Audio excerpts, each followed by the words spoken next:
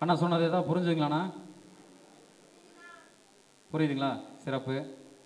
ஏன்னா எப்பவுமே ஒரு மதியத்துக்கு அப்புறம் அந்த கிளாஸ் நடத்துறதுங்கிறது ஒரு பெரிய போராட்டமாக இருக்கும்.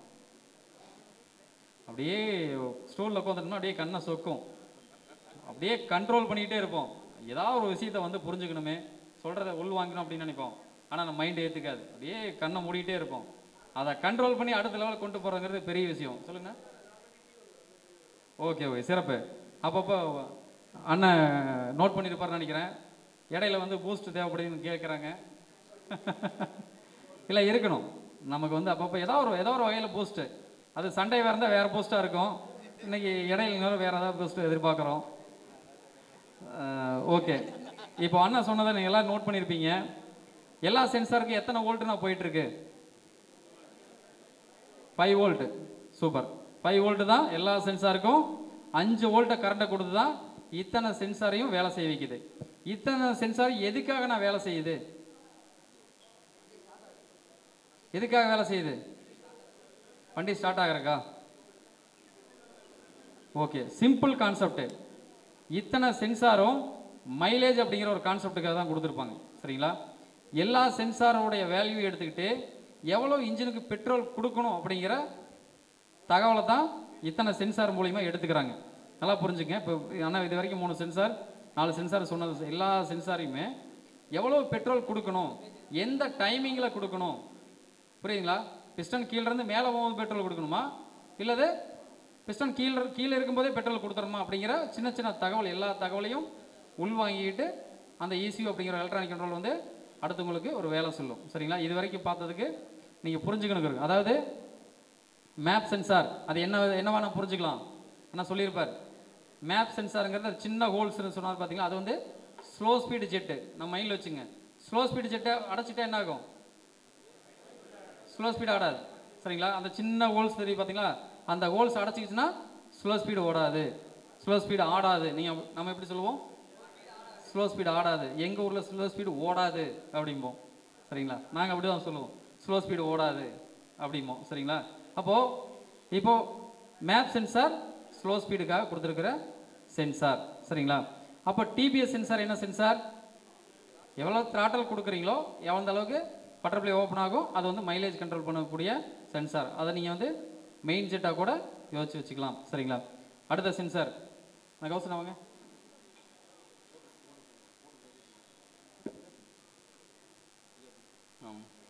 ஆனால் இந்த சென்சார் எல்லாமே 2007 வந்த அப்பாச்சி பல்ஸ் எல்லாத்துலேயுமே கொடுத்துட்டாங்க, கிளாமர் எல்லாத்துலேயுமே. ஆனால் FI வண்டியில் BS6ன்னு மாற்றும் போது எந்த சென்சார் வந்தது சொல்லுங்கள்? ஒரு எக்ஸ்ட்ரா ஒரு சென்சார் மாற்றுறாங்க. சூப்பர். ஆக்சிஜன் சென்சார் சொல்லுவோம், இல்லைன்னா O2 சென்சார் சொல்லுவோம். BS6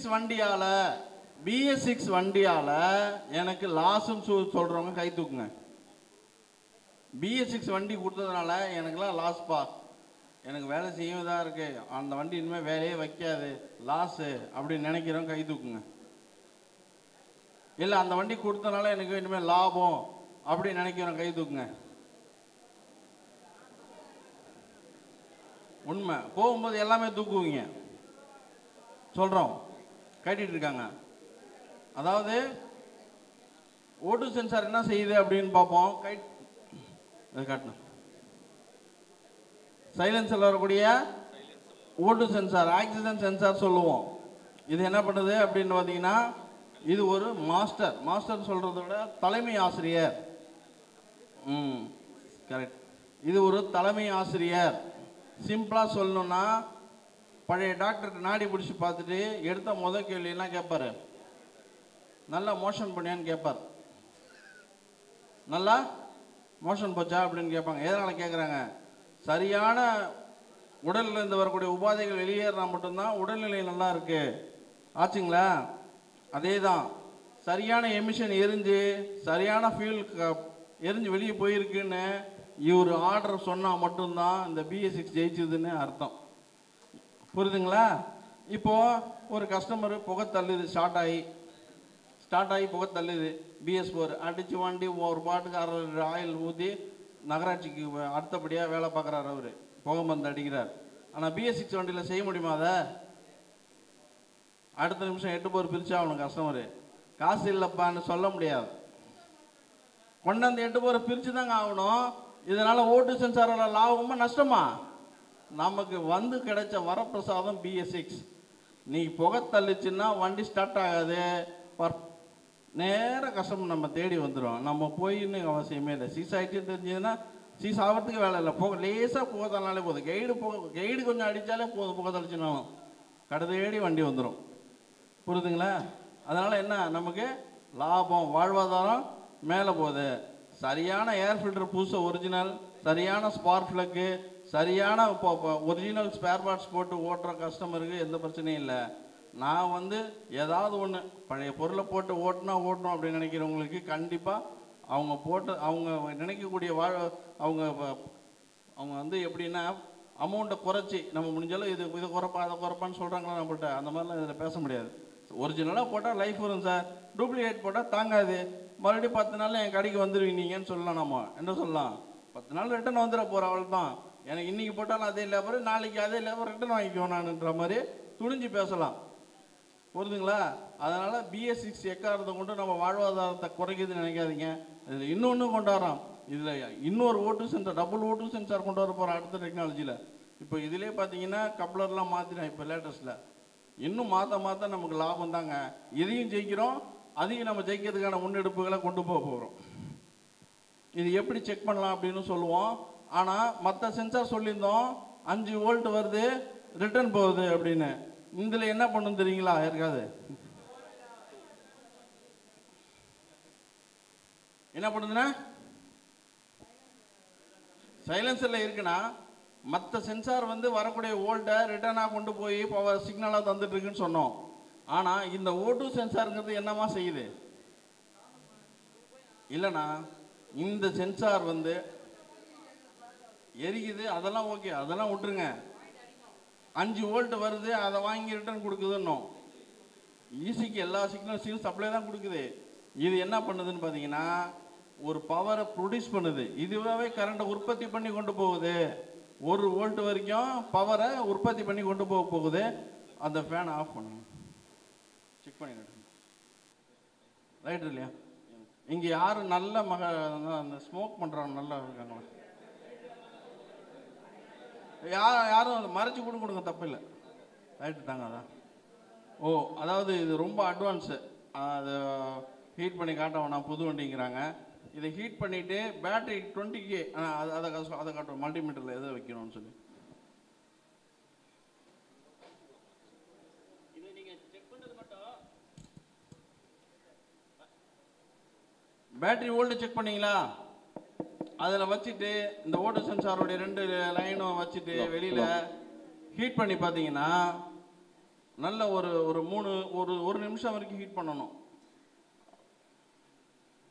ஹீட் பண்ண இதுலேருந்து ஒரு பவர் வந்து உற்பத்தியாகி ECMக்கு தகவல் கொண்டு போகும். என்ன பண்ணோம்? தகவல் கொண்டு போவோம். ஆனால் இதிலே வந்து 4 ஒயர், பல்சருக்கு டிவிஎஸில் வரக்கூடிய வாகனங்களுக்கு பார்த்தீங்கன்னா 4 லைன் வரும். அந்த 4 ஒயர் லைன் வரும். அது என்ன பண்ணும்? அட்வான்ஸாகவே அதை ஹீட் ஆக்கியே வச்சுருக்கோம். அது என்ன பண்ணும்? இக்னிஷன் ஆன் பண்ண உடனே அந்த ஓட்டு சென்சாரை வந்து அந்த வோல்ட் மூலியமாகவே சூடு ஏற்றி ரெடியாகவே வச்சு உங்களுக்கு உடனே பவர் ப்ரொடக்ஷன் கொடுக்கும். என்னென்னா இதில் வராதுன்னா சூடு ஏற்றினா மட்டும்தான் பாயிண்ட் வரும். அது புதுசுங்கிறதுனால நம்ம சூடு ஏற்றுறோம். 0 காட்டிட்டு இருக்குது. நம்ம இது வந்து ஹீட் பண்ணி வண்டி ஸ்டார்ட் பண்ணி ஓடும்போது இது மாதிரி ரீடிங் செக் பண்ணிங்கன்னா, நம்ம வண்டியை வந்து ஸ்டார்ட் பண்ணிட்டு இருக்கும்போது நம்ம ரீடிங் செக் பண்ணிங்கன்னா இதில் வந்து நம்ம 12 வோல்ட், நம்ம பேட்டரி எப்படி செக் பண்ணுவோம் அதுமாதிரி 12 வோல்ட்டுக்கு வச்சு எப்படி செக் பண்ணுவோமோ 20 வாட்ஸ் வச்சு வரணும்ல, அதுமாரி வச்சு பார்த்தீங்கன்னா ஆட்டோமேட்டிக்காக இதனோட ரீடிங் வந்து இன்க்ரீஸ் ஆகும். அதாவது ஒரு பாயிண்ட் ஒரு 5 வரைக்கும் ஏறும். அப்போ அந்தளவுக்கு ப்ரொடியூஸ் கொடுத்து இது என்ன பண்ணுது? ஹீட் ஆகும் போது இதுலேருந்து பேட்டரி பவர் ப்ரொடியூஸ் ஆகிற மாதிரி பவர் ப்ரொடியூஸ் ஆகி நம்ம ECMக்கு இது சென்ஸ் பண்ணி காட்டுக்குது. மற்ற சென்சாருக்கெல்லாம் என்ன பண்ணோம்னா ECMலேருந்து பவர் ப்ரொடியூஸ் ஆகி வரும். ECMலேருந்து பவர் அதுக்கு வரும். இந்த ஓட்டு சென்சார் மட்டும் இதுவாக ப்ரொடியூஸ் பண்ணி ECMக்கு பவர் கொடுக்குது. இந்த ஒரு சென்சார் மட்டும் மாற்றி வரும். இதை தான் அவர் என்ன சொன்னார்? ஹெட் மாஸ்டர் அப்படின்னாரு. இது எவ்வளவு காட்டுது என்னங்கிறத காமிச்சாதான் நமக்கு அடுத்தது பொல்யூஷன் எவ்வளோ போகுது என்னங்கிறத கண்ட்ரோல் பண்ணுறது ECMக்கான வேலைகள். ஓட்டு சென்சார் சரியாக வேலை செய்யலைன்னா வண்டியுடைய பர்ஃபார்மன்ஸ் மாறிடும். வண்டி சில சமயம் சுத்தமாக ஸ்டார்ட்டே கூட ஆகாது. இதை நீங்கள் என்ன பண்ணலாம், நல்லா கடைக்கு போயிட்டு ரொம்ப கறி பிடிச்சிருக்குன்னு என்ன பண்ணுங்கள், 4 இன்னர் கேபிள் நல்லா உடச்சி நல்லா அப்படி கொத்தா வச்சுக்கிட்டு நல்லா படுக்க விட்டு போட்டு வரக்குன்னு போட்டு இழுங்க. இழுத்துடலாமா? செய்யாதீங்க அந்த மாதிரிலாம். என்ன பண்ணுங்கள், ஒரு காட்டன் துணி, வெள்ளை காட்டன் துணி வச்சுக்கிங்க, மெதுவாக தொடச்சி விடுங்க. அப்பயும் போகலை அப்படின்னா ஸ்ப்ரே WD-40 இல்லை இன்ஜெக்டர் ஸ்ப்ரேவோ வச்சு ஸ்ப்ரே பண்ணி 1க்கு 2 வாட்டி தொடச்சி விடுங்க. தேட்டர் பாடி கிளீனர் வச்சு நல்லா க்ளீன் பண்ணி தொடச்சி விடுங்க. இல்லைனா பெட்ரோலில் கொஞ்சம் நேரம் போட்டு வைங்க, ஒரு 10 நிமிஷம் போட்டு மறுபடியும் எடுத்துகிட்டு தொடச்சிட்டு நல்லா அது காயணும். எடுத்தோன்னே எடுத்து மாட்டக்கூடாது, நல்லா ட்ரை ஆனதுக்கப்புறம் மாட்டணும். அதான், அதாவது அதில் கறி இருக்குன்னு சைலன்சர் குத்துறோம். நம்ம ஏற்கனவே சைலன்சரில் வரக்கூடிய அந்த கேட்லின் குஜால குத்துனவங்க தான் நம்ம. அந்த மாதிரி வேலையை இதில் செஞ்சிடக்கூடாது. செஞ்சோன்னா அந்த ஓல்டு சென்சார் நம்ம கை காசு போட்டு வாங்குற மாதிரி ஆகிடும். வேறு ஒன்றும் இல்லை. இதை வந்து எதுக்கு சிரிக்கிறதுக்குள்ள சிந்திக்கணும். இதை வேறு ஒன்றும் இல்லை நண்பர்களே. இப்போ இது வரைக்கும் எத்தனை சென்சார் சார் நடத்திருக்கோம்? 6. 6மே இந்த வண்டிக்கு இயங்குவதற்கான முக்கியமான சென்சார், இயங்குவதற்கான ஒரு முக்கியமான சென்சார். ஆனால் சொல்லலாமா, அந்த 6 சென்சார் டக்குன்னு எழுந்திரிச்சு, நான் இதை எனக்கு டக்குன்னு 6 பேர் டக்குன்னு எழுந்திரிச்சு ஒரு ஆள் சார் டக்குன்னு சொல்லுங்கண்ணா பார்ப்போம். பேப்பரை பார்த்து கூட சொல்லலாம், தப்பு இல்லைண்ணா. எந்திரிச்சு டக்குன்னு இந்த 6 சென்சார் பேர் சொல்லுங்கண்ணா தைரியமா. வாங்கண்ணா, அதான வேணும். crank position sensor, manifold absolute pressure sensor, throttle position sensor, intake air pressure, air temperature sensor, engine oil temperature sensor, oxygen sensor, bag angle sensor.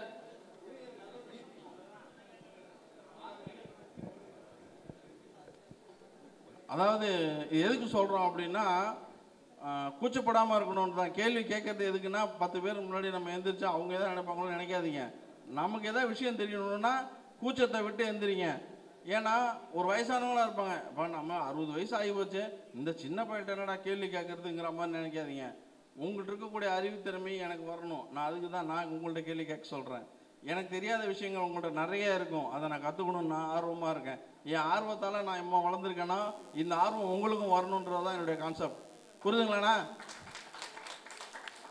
இந்த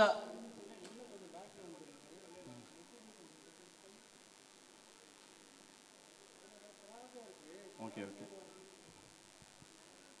இப்போ 6 முடிச்சாச்சுன்னா இந்த 6ம் வண்டி இயங்குவதற்கான சென்சார். 7வது ஒன்று இருக்கு, BAS, bank angle sensor, lean angle sensor சொல்லியிருப்போம். எமஹால lean angle சொல்லுவோம், bank angle, ஹீரோவில் மாதிரி சொல்லுவோம். இது எதுக்கு அவசரம் கொண்டு வந்தாங்கன்னா, சீட்டு கீழே டேங்கு கீழே இருக்கும், அப்பாச்சி லெஃப்ட் சைடில் ஓல்டு வண்டியில் இருக்கும். இது நிறைய பேருக்கு தெரிஞ்சிருக்கு. ஏன்னா இந்த வண்டி அறிமுகப்படுத்தும் போதே இது வந்து லீக் ஆகிடுச்சு கொஷின், அதனால் கம்மியாகவே முடிச்சிருவோம். விபத்தை தடுக்கக்கூடியது. ஒரு வண்டி வேகமாக போயிட்டுருக்கு, திடீர்னு ஒரு நாய் குறுக்க வந்துச்சு, கீழே விழுந்துருச்சு வண்டி, டேங்க் பூரா பெட்ரோல் இருக்குது. இவர் என்ன பண்ணுறாரு, கிளச்சை கையை விட்டு எடுத்துட்டாரு, ஆக்சிலேஷனில் அளவுக்கு அதிகமாக திருவுறாரு.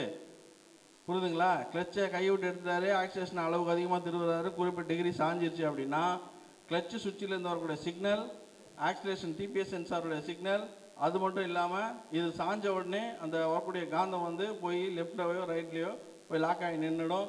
அந்த சிக்னலை வச்சு ஈஸியம் என்ன பண்ணுது, வண்டி வந்து பழைய நிலை, அதாவது விபத்துக்கான நிலையில் இருக்குது அப்படின்னு ஒரு 3 செகண்ட் இல்லைன்னா ஒரு 4 செகண்டில் ஆஃப் பண்ணிடும்.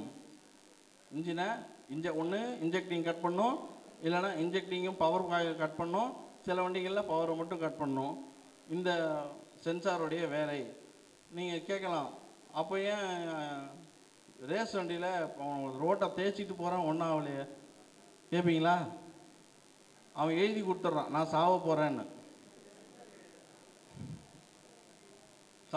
எழுதி கொடுத்துட்டு லெட்டர் கொடுத்து தான் வரான். அதனால் அவனுக்கு இந்த விதிமுறைகள்லாம் தவிர்க்கப்படுகிறது. நாம் நல்லா இருக்கணும், வாழணும், நம்ம வாழ்ந்தால் தான் கம்பெனிக்காரன் வாழ முடியுங்கிறனால கம்பெனிக்காரன் நமக்கு இந்த விஷயத்த செய்கிறான். இந்த பேங்க் ஆங்கிள் சென்சார் வந்து என்ன பண்ணும் அப்படின்னு பார்த்தீங்கன்னா ஃபியூலையும் இதையும் கட் பண்ணும்.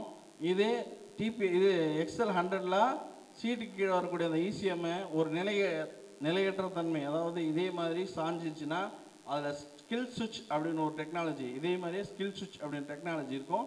அது என்ன பண்ணுது, இன்ஜெக்டிங்கை கட் பண்ணிவிடும். இந்த வண்டிகளுக்கு இப்படி அதில் இசிஎம் உள்ளே கொடுத்துருப்பான். புல்லட் ஓல்டு அந்த இப்போ 560க்கு அடுத்தது போட்ட லேட்டஸ்ட் வண்டியிலையும் அந்த த்ராட்டல் பாடியிலேயே அந்த செக்ஷனை கொண்டாந்துருப்போம். இப்போ 7 சென்சாரும் முடிஞ்சிச்சுன்னா இந்த 7 சென்சார் எனக்கு இதில் ஒன்று புரியல, எனக்கு புரிஞ்சிருக்கு. யாராவது சொல்லுங்கண்ணா. இதான் இந்த இசிஎம்ஐ, இது உள்ளவே ஸ்கில் சுவிட்ச் அப்படிங்கிற டெக்னாலஜியும் உள்ளே இதில் கொடுத்துருப்போம். இது வந்து எக்ஸல் 100. ஸ்கூட்டி பெப்புக்கு இது கிடையாது. பார்க்கறதுக்கு ஒன்றா இருக்கலாம், ஸ்கூட்டி பெப்பு வேற, இது வேற. இந்த 7 சென்சாரில் எனக்கு இது புரியல, டக்குன்னு எழுந்திருச்சு. சொல்லுங்க பாப்பனா, நீ சொன்னது எதுவுமே எனக்கு புரியல, நீ வேற 7ங்கிற. டக்குன்னு எழுந்திரி சொல்லுங்க, எனக்கு எதுவுமே புரியல அப்படின்னு எழுந்திரி சொல்லுங்க. நீ நடந்த புள்ள பாயஜா ஒன்று சொல்லுங்க சார். எடுத்துட்டா மால் ஃபங்க்ஷன் லைட்டு ஸ்பெண்டரில் ஏறியும். ஒரு சில வண்டி எஃப்ஜெட்டில் ஸ்டார்ட்டே ஆகாது. ஆமாம், அப்படிலாம் இல்லை. ஒரு சில வண்டிகளுக்கு ஸ்டார்ட்டே ஆகாது. ஸ்பெண்டரில் வந்து கட்டி விட்டா வண்டிலாம் ஓடும், ஆனால் மால் ஃபங்க்ஷன் லைட் எரிஞ்சிக்கிட்டே இருக்கும். கரண்ட் வராது. சில வண்டி பர்ஃபார்மன்ஸ் மாறும், அடைக்கும்.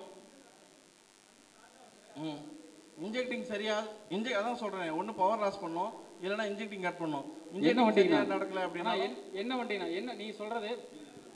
ஆனால் நீங்கள் சொல்கிறது என்ன வண்டியில்? ஸ்ப்ளெண்டரில் பேக் ஆங்கிள் சென்சார் போயிடுச்சு அப்படின்னா வண்டி கரண்ட் வருதா?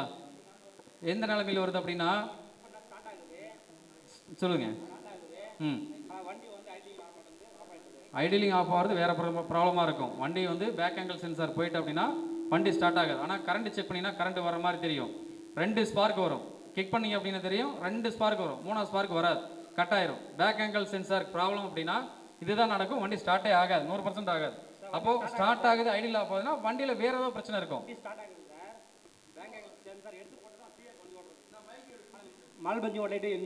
சரிங்க, பேக் ஆங்கிள் சென்சார் கழட்டினா கண்டிப்பாக மால் ஃபங்க்ஷன் காட்டும். சரிங்களா? வண்டி ஸ்டார்ட் ஆகுது, வண்டி அடைக்கிறது மட்டும் செய்யுதா?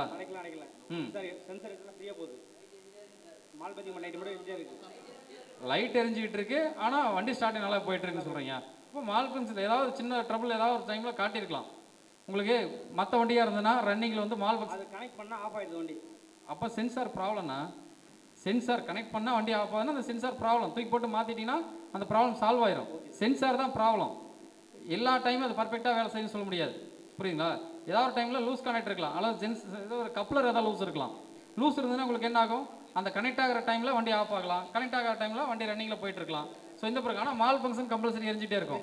மற்ற வண்டிகளில் பார்த்தீங்கன்னா ஆட்டோமேட்டிக்காக மால் ஃபங்க்ஷன் வந்து கட் ஆயிரும். இந்த வண்டியில் அப்படி கிடையாது, கட் ஆஃப் ஆகாது. சரிங்களா? நீங்கள் எவ்வளோ நாள் ஓட்டிகிட்டு இருந்தீங்கனாலும் வெளிஞ்சிட்டு இருக்கும். அதே ஒரு 4 டைம் 5 டைம் இனிஷன் ஆன் பண்ணி வண்டி ஸ்டார்ட் பண்ணிட்டு மறுபடியும் ஆன் பண்ணி ஸ்டார்ட் பண்ணிங்கன்னா கட் ஆஃப் ஆகும். எல்லாமே பர்ஃபெக்ட் ஆயிடுச்சு அப்படின்னா கட் ஆஃப் ஆகும். சரிங்களா? ஒரு சில வண்டியில் உடனடியாக கட் ஆஃப் ஆகும். ஆனால் நீங்கள் சொல்கிறது கண்டிப்பாக பேக் ஆங்கிள் சென்சார் ப்ராப்ளம். சரிங்களா? அதில் உள்ள லூஸ் இருக்கும், உள்ள சர்க்கியூட்லேயே கூட லூஸ் இருக்கலாம். அது எடுத்துட்டாக்கா ஃப்ரீயாக போகுது சார் வண்டி. அப்போ மாற்றிருங்க, சென்சார் ப்ராப்ளம் மாற்றிருங்க. சென்சாரில் ப்ராப்ளம், அவ்வளோதான், வேற ஒன்றும் இல்லை.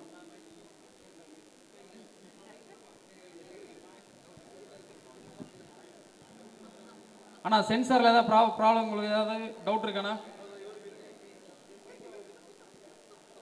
ஓகே, இப்போ அடுத்தது என்னென்ன பார்க்கலாம்.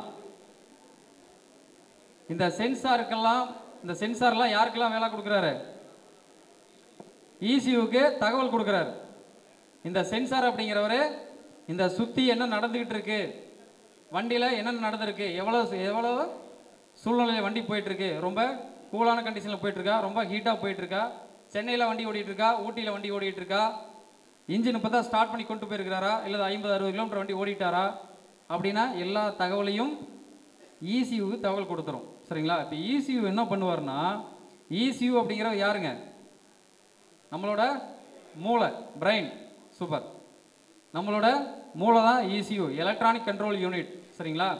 அப்போது இந்த ECU எல்லா தகவலையும் வாங்கிட்டு ஆக்சிவேட்டருக்கு வேலை சொல்லணும். ஆக்சிவேட்டருங்கிற யாருங்க? இந்த தகவலை எல்லாம் உள்வாங்கிட்டு யாரோ ஒருத்தர்கிட்ட வேலை சொல்லணும். சும்மா உள்வாங்கிட்டா மட்டும் பார்த்தாதா? போதுமா? யாரோ ஒருத்தர் வேலை சொன்னால் தானே அந்த வேலையை செஞ்சால் தானே பண்ண முடியும்.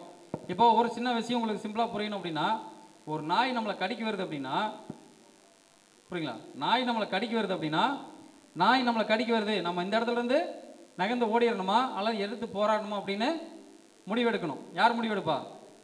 மூளை முடிவெடுக்கும். அப்போ நம்ம இங்கேருந்து நகர்ந்து ஓடிடணும் அப்படின்னா யாருக்கு வேலை சொல்லுவார்? மூளை. காலுக்கு வேலை சொல்லுவார். அப்போ அந்த இடத்துல இருந்து எடுத்து போராடணும் அப்படின்னா யாருக்கு வேலை சொல்லுவார்? கைக்கு ஏதாவது எடுத்து ஸ்டிக்கோ ஏதோ ஒன்று எடுத்து அந்த நாயை விரட்ட பார்க்கணும். அப்போ மூளை கைக்கு வேலை சொல்லுவார். அப்போ மூளைங்கிறவர் காலுக்கு வேலை கொடுக்குறாரு, கைக்கு வேலை கொடுக்குறாரு. இந்த காலு கையெல்லாம் யாரு? ஆக்சிவேட்டர். புரிஞ்சுக்குங்க. அதெல்லாம் அவர் ஒரு வேலையை உள்வாங்கிட்டு வேலை செய்கிறவர் வரலாம். ஸோ வேலை செய்கிறவரெல்லாம் ஆக்சிவேட்டர் அப்படின்னு சொல்லுவோம். அப்போது சென்சார், இப்போ இது வரைக்கும் நம்ம பார்த்ததெல்லாம் சென்சார். சென்சாருங்கிறது யாரு? நம்மளுடைய கண்ணு, நம்மளுடைய காது. ஸோ இவரெல்லாம் சென்சார். கண்ணுங்கிறது எப்படி புரிஞ்சுக்கிறோம்? நாயங்கிறது நம்மளை கடிக்க வருதுன்னு யார் பார்க்குறா? கண்ணு பார்க்குது. அப்போ கண்ணு ஒரு சென்சார். புரியுதுங்களா? கண்ணெல்லாம் ஒரு சென்சார். காது, நாய் ஒடியாருங்கிறது நம்ம காதில் கேட்குது. அப்போது காது ஒரு சென்சார். கண்ணு வேலை செய்யுமா? நாய் கடிக்க வருதுன்னு கண்ணு உள்ள ஏதாவது நம்ம கெமிக்கலோ இல்லை வேறு ஏதாவது ஸ்டிக் அவுட்டுக்கு பண்ண கண்ணில் ஏதாவது துரத்திட முடியுமா? முடியாது. கண் எந்த வேலையும் செய்யாது. அது சென்ஸ் பண்ணி நமக்கு தகவல் கொடுக்கறது மட்டும்தான் சென்சார். புரியுதுங்களா? காது என்ன நடக்குதுங்கிறது உள்வாங்கி மூளைக்கு தகவல் கொடுக்குறவர் அவர் ஒரு சென்சார். அப்போ இவரெல்லாம் சென்சார். இவர் காதுனால ஏதாவது வேலை செய்ய முடியுமா?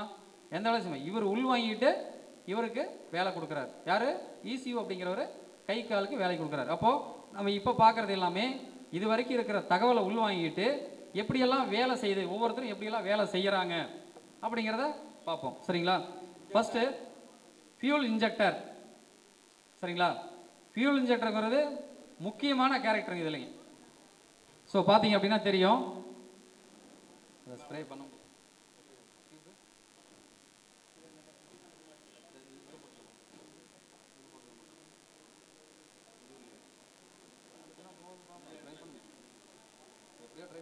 ஸோ ஃபியூல் இன்ஜெக்டர் அப்படிங்கிற ஒரு முக்கியமான விஷயம். இப்போ இதுக்கு முன்னாடி கார்பரேட்டர் நமக்கு வேலை செஞ்சுட்டு இருந்தது. சரிங்களா? இதுக்கு முன்னாடி கார்பரேட்டர் நமக்கு என்ன வேலை செஞ்சுட்டு இருந்தது?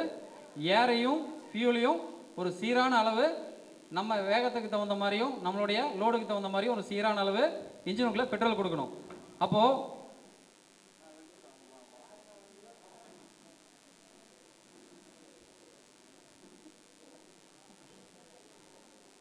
ஸோ இங்கே பார்த்தீங்கன்னா தெரியும், ரொம்ப சிரமப்பட்டு அந்த வேலையை செஞ்சுட்டு இருக்கோம். ஏன்னா இதுக்கெல்லாம் சரியான டியூப்லாம் ரெடி பண்ணி வச்சுருக்கோம். ஒரு சர்வீஸ்க்கு என்னென்ன தேவையோ எல்லாமே ரெடி பண்ணி வச்சுருக்கோம்.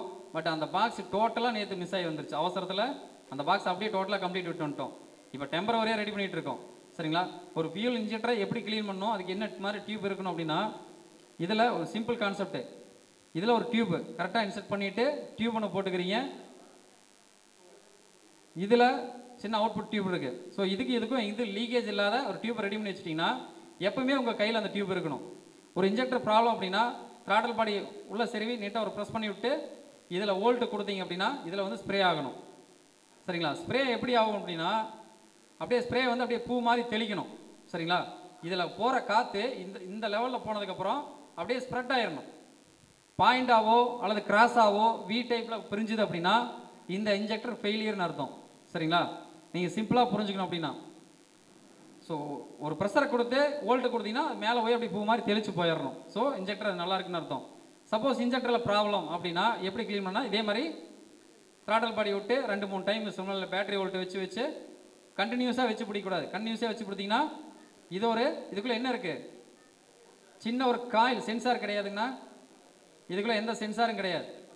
இதுக்குள்ளே ஒரு சின்ன காயில் தான் இருக்குது. நம்ம எப்படி ஸ்டார்டிங் ரிலே வேலை செய்யுது, கரண்ட்டை கொடுத்தா ரிலே வந்து மேக்னெட்டிக்காகவே அந்த மேக்னெட்லேருந்து பவர் இழுக்கும், அது ரெண்டும் கான்டாக்ட் ஆகும், பாஸ் ஆகும். அதே போல் தான் கரண்ட்டை கொடுத்தீங்கன்னா இதில் இருக்கிற வால்வை வந்து ஓப்பன் பண்ணும். இவ்வளோ வோல்ட்டு கரண்ட்டை கொடுத்தீங்க அப்படின்னா வால்வ் வந்து ஓப்பன் ஆகும்.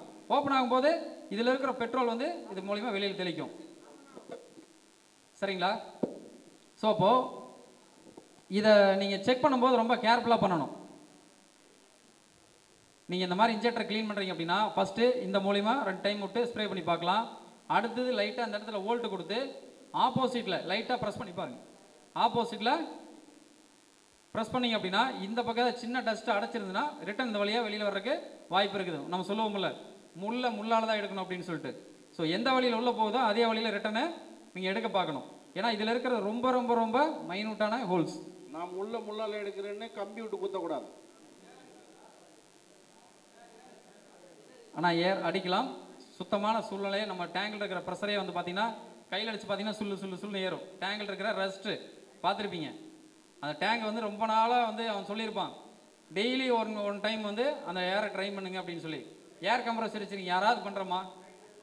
யாராவது ஒருத்தர் டெய்லியும் அவன் போட்டிருப்பான், டெய்லியும் ஸ்டிக்கர் போட்டிருப்பான், டெய்லியும் ட்ரெயின் வாட்டர் ட்ரெயின் போட்டிருப்பான். யாராவது ஒருத்தர் பண்ணுறோமா? நீங்கள் பண்ணுறீங்க. வாட்டர் வாஷ் வச்சிருக்கறனால பண்ணுறாராம். சரி சிறப்பு, அண்ணன் பண்ணுறாரு. நானும் கம்ப்ரஸர் வச்சிருக்கிறேன், நான் பண்ணினதில்லை. மாதத்தில் ஒரு தடவை பண்ணுறது எனக்கு பெரிய விஷயமா இருக்குது. மறந்துடுறோம், பல வேலையில் அதையும் விட்டுறோம். ஸோ அப்படி இருக்கிற சுச்சுவேஷனில் அது உள்ளே பார்த்தீங்கன்னா ஒரு டேங்க்குள்ளே சின்ன சின்ன ரஸ்ட் ஏறிக்கிட்டே இருக்கும். அது மூலிமா நீங்கள் ஏர் பிடிச்சிங்கன்னா இந்த ரஸ்ட்டு போய் இந்த சின்ன சின்ன ஹோல்ஸ், ஆனால் அதை கிட்ட போய் ஜூம் பண்ணி காட்டு சொல்லுங்கள். இந்த ஹோல்ஸ் இப்படி சின்ன ஹோல்ஸ் காட்டு. அதில் பாருங்கள் ஹோல்ஸ் தெரியுதான் பாருங்கள். ஒரு 6 ஹோல்ஸ் தெரியும். தெரியுதுங்களா? தெரியல, கொஞ்சம் ஜூம் பண்ணுவார், வெயிட் பண்ணுங்க. கொஞ்சம் லைட்டாக அப்படி கிராஸ் பண்ணி பிடிங்க. அப்பதான் அப்படி அப்படி இல்லைண்ணா, இப்படிண்ணா. அப்படி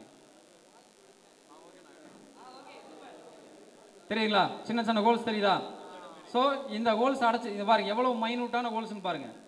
ஸோ இந்த கண்ணு முடியை விட பல மடங்கு சின்ன ஹோல்ஸ் இது. சரிங்களா? ஸோ இந்த ஹோல்ஸ் நம்ம க்ளீன் பண்ண அண்ணன் சொன்ன மாதிரி ஹோல்ஸ் அடைச்சிக்கிச்சா கம்பி விட்டு நம்ம throttle escalator cable ACC cable throttle inner பார்த்தீங்களா ரொம்ப சின்னதாக இருக்கும். பிரேக் இன்னருக்கு இது போட்டுறாதீங்க.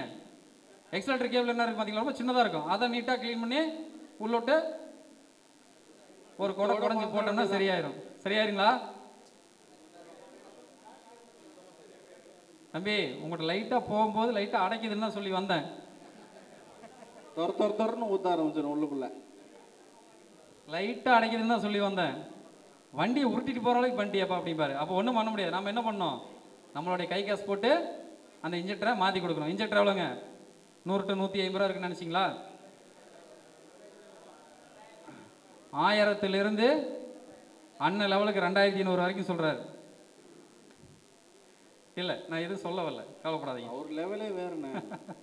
சரி, 1000 குறைஞ்சது 1000 ரூபாய் இன்ஜெக்டர். சரிங்களா? 900 சில்லறையிலேருந்து இன்ஜெக்டர் இருக்குது.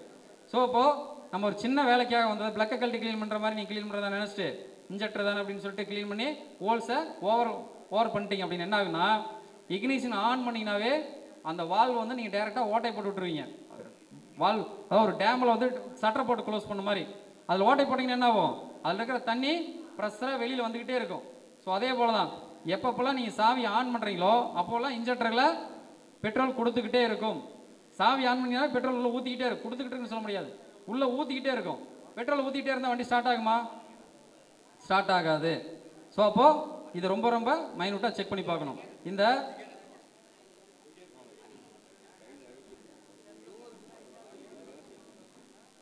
ஸோ இதை க்ளீன் பண்ணும்போது பாதுகாப்பு இன்னொரு மூலையில் என்ன சொன்னோம், பேட்டரி வோல்ட் செக் பண்ணுறீங்க பார்த்தீங்களா?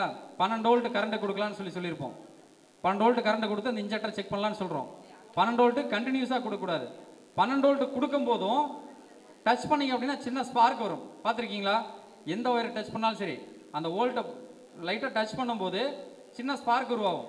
அப்போ நீங்கள் என்ன பண்ணுறீங்க, த்ராட்டல் ஸ்பாடிங்கிறது ஸ்ப்ரேங்கிறது என்னது, பெட்ரோல் சம்மந்தப்பட்டது, எளிதாக ஃபயர் ஆகக்கூடிய விஷயம். சரிங்களா? ஒரு 25 மடங்கு பெட்ரோலை கம்பர்ஸ் பண்ணி சின்னதாக உருவாக்கியிருக்கான். அப்போது 25 மடங்கு பெட்ரோல் கம்பர்ஸ் பண்ணோம்னா எந்த அளவுக்கு பவராக இருக்கும். ஸோ அந்தளவுக்கு இது பவராக இருக்கக்கூடிய த்ராட்டல் பாடி ஸ்ப்ரே. சரிங்களா? அப்போது இதை நீங்கள் க்ளீன் பண்ணுறங்க போது ஸ்ப்ராக் பண்ணும்போது ரொம்ப ரொம்ப பாதுகாப்பான முறையில் பண்ணணும்.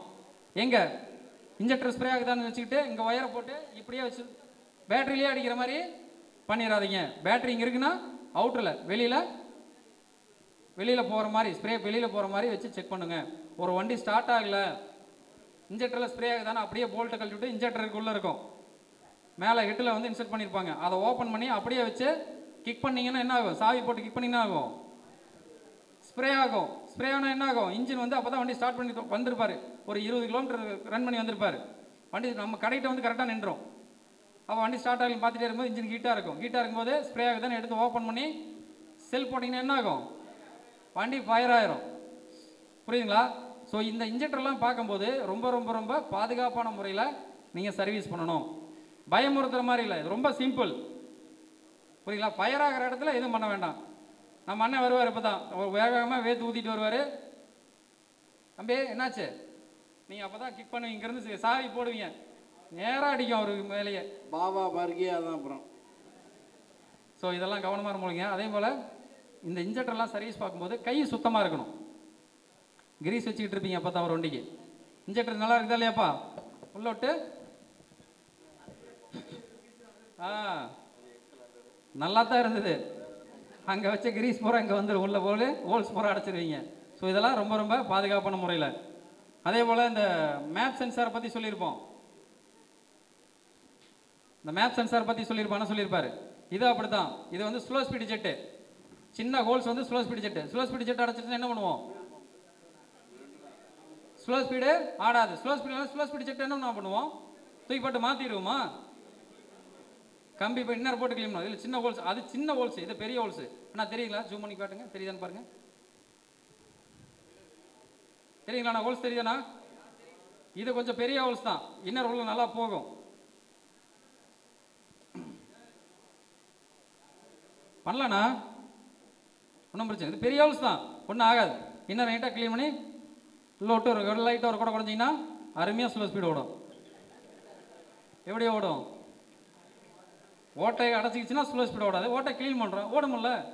ஸோ இதுக்குள்ளே என்ன இருக்குன்னா, இதுக்குள்ளே ஒரு சின்ன டயஃப்ராம் தான் இருக்கும். நம்ம கார்பரேட்டரில் எப்படி டயஃப்ராம் கொடுத்துருக்காங்க, அதே மாதிரி சின்ன டயஃப்ராம் தான். ஏர் எவ்வளோ ப்ரெஷர் உள்ளே போயிட்டு ரிட்டர்ன் ஆகுது அப்படின்னு சொல்லிட்டு அந்த டயஃப்ராம் மூலிமா, அந்த ஆக்ஷன் ஆகிறது மூலிமா ரீடிங் எடுத்துகிட்டே இருக்கும். நீங்கள் கம்பி உள்ள விட்டு ஒரு குத்துனீங்கன்னா டயஃப்ராம் ஓட்டையாயிரும். அப்புறம் அவ்வளோதான், த்ராட்டல் பாடியோட செட்டாக தூக்கி போட்டு தான் மாற்றணும். இதில் ஆல்ரெடி 3 சென்சார் இருக்குது. ஒன்றா இருந்தாலும் பரவாயில்ல, 1000 ரூபாயோட போயிடும். 3 சென்சார் 3000 ரூபா போச்சா. சிறப்பு. எப்படி க்ளீன் பண்ணணும் அப்படிங்கிறாரு. த்ராட்டல் பாடி ஸ்ப்ரே, சரிங்களா? WD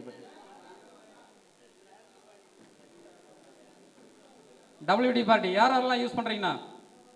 அப்பா, த்ராட்டல் பாடி ஸ்ப்ரே யாரெல்லாம் யூஸ் பண்ணுறீங்க? அப்போ அதிகப்படியாக பெரும்பான்மையாக இருக்கிறது WD பார்ட்டி தான். இது என்னன்னா, அது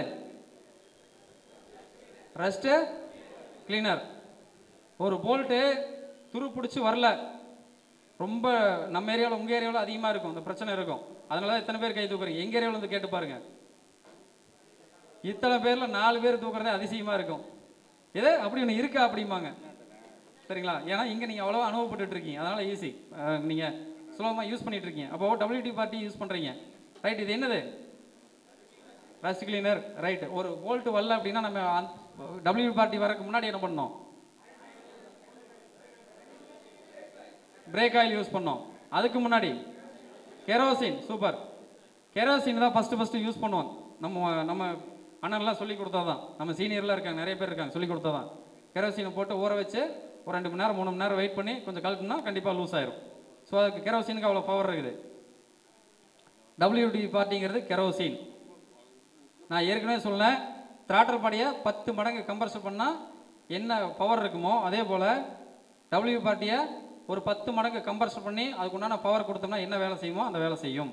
WD பார்ட்டி அந்த வேலை செய்யும்.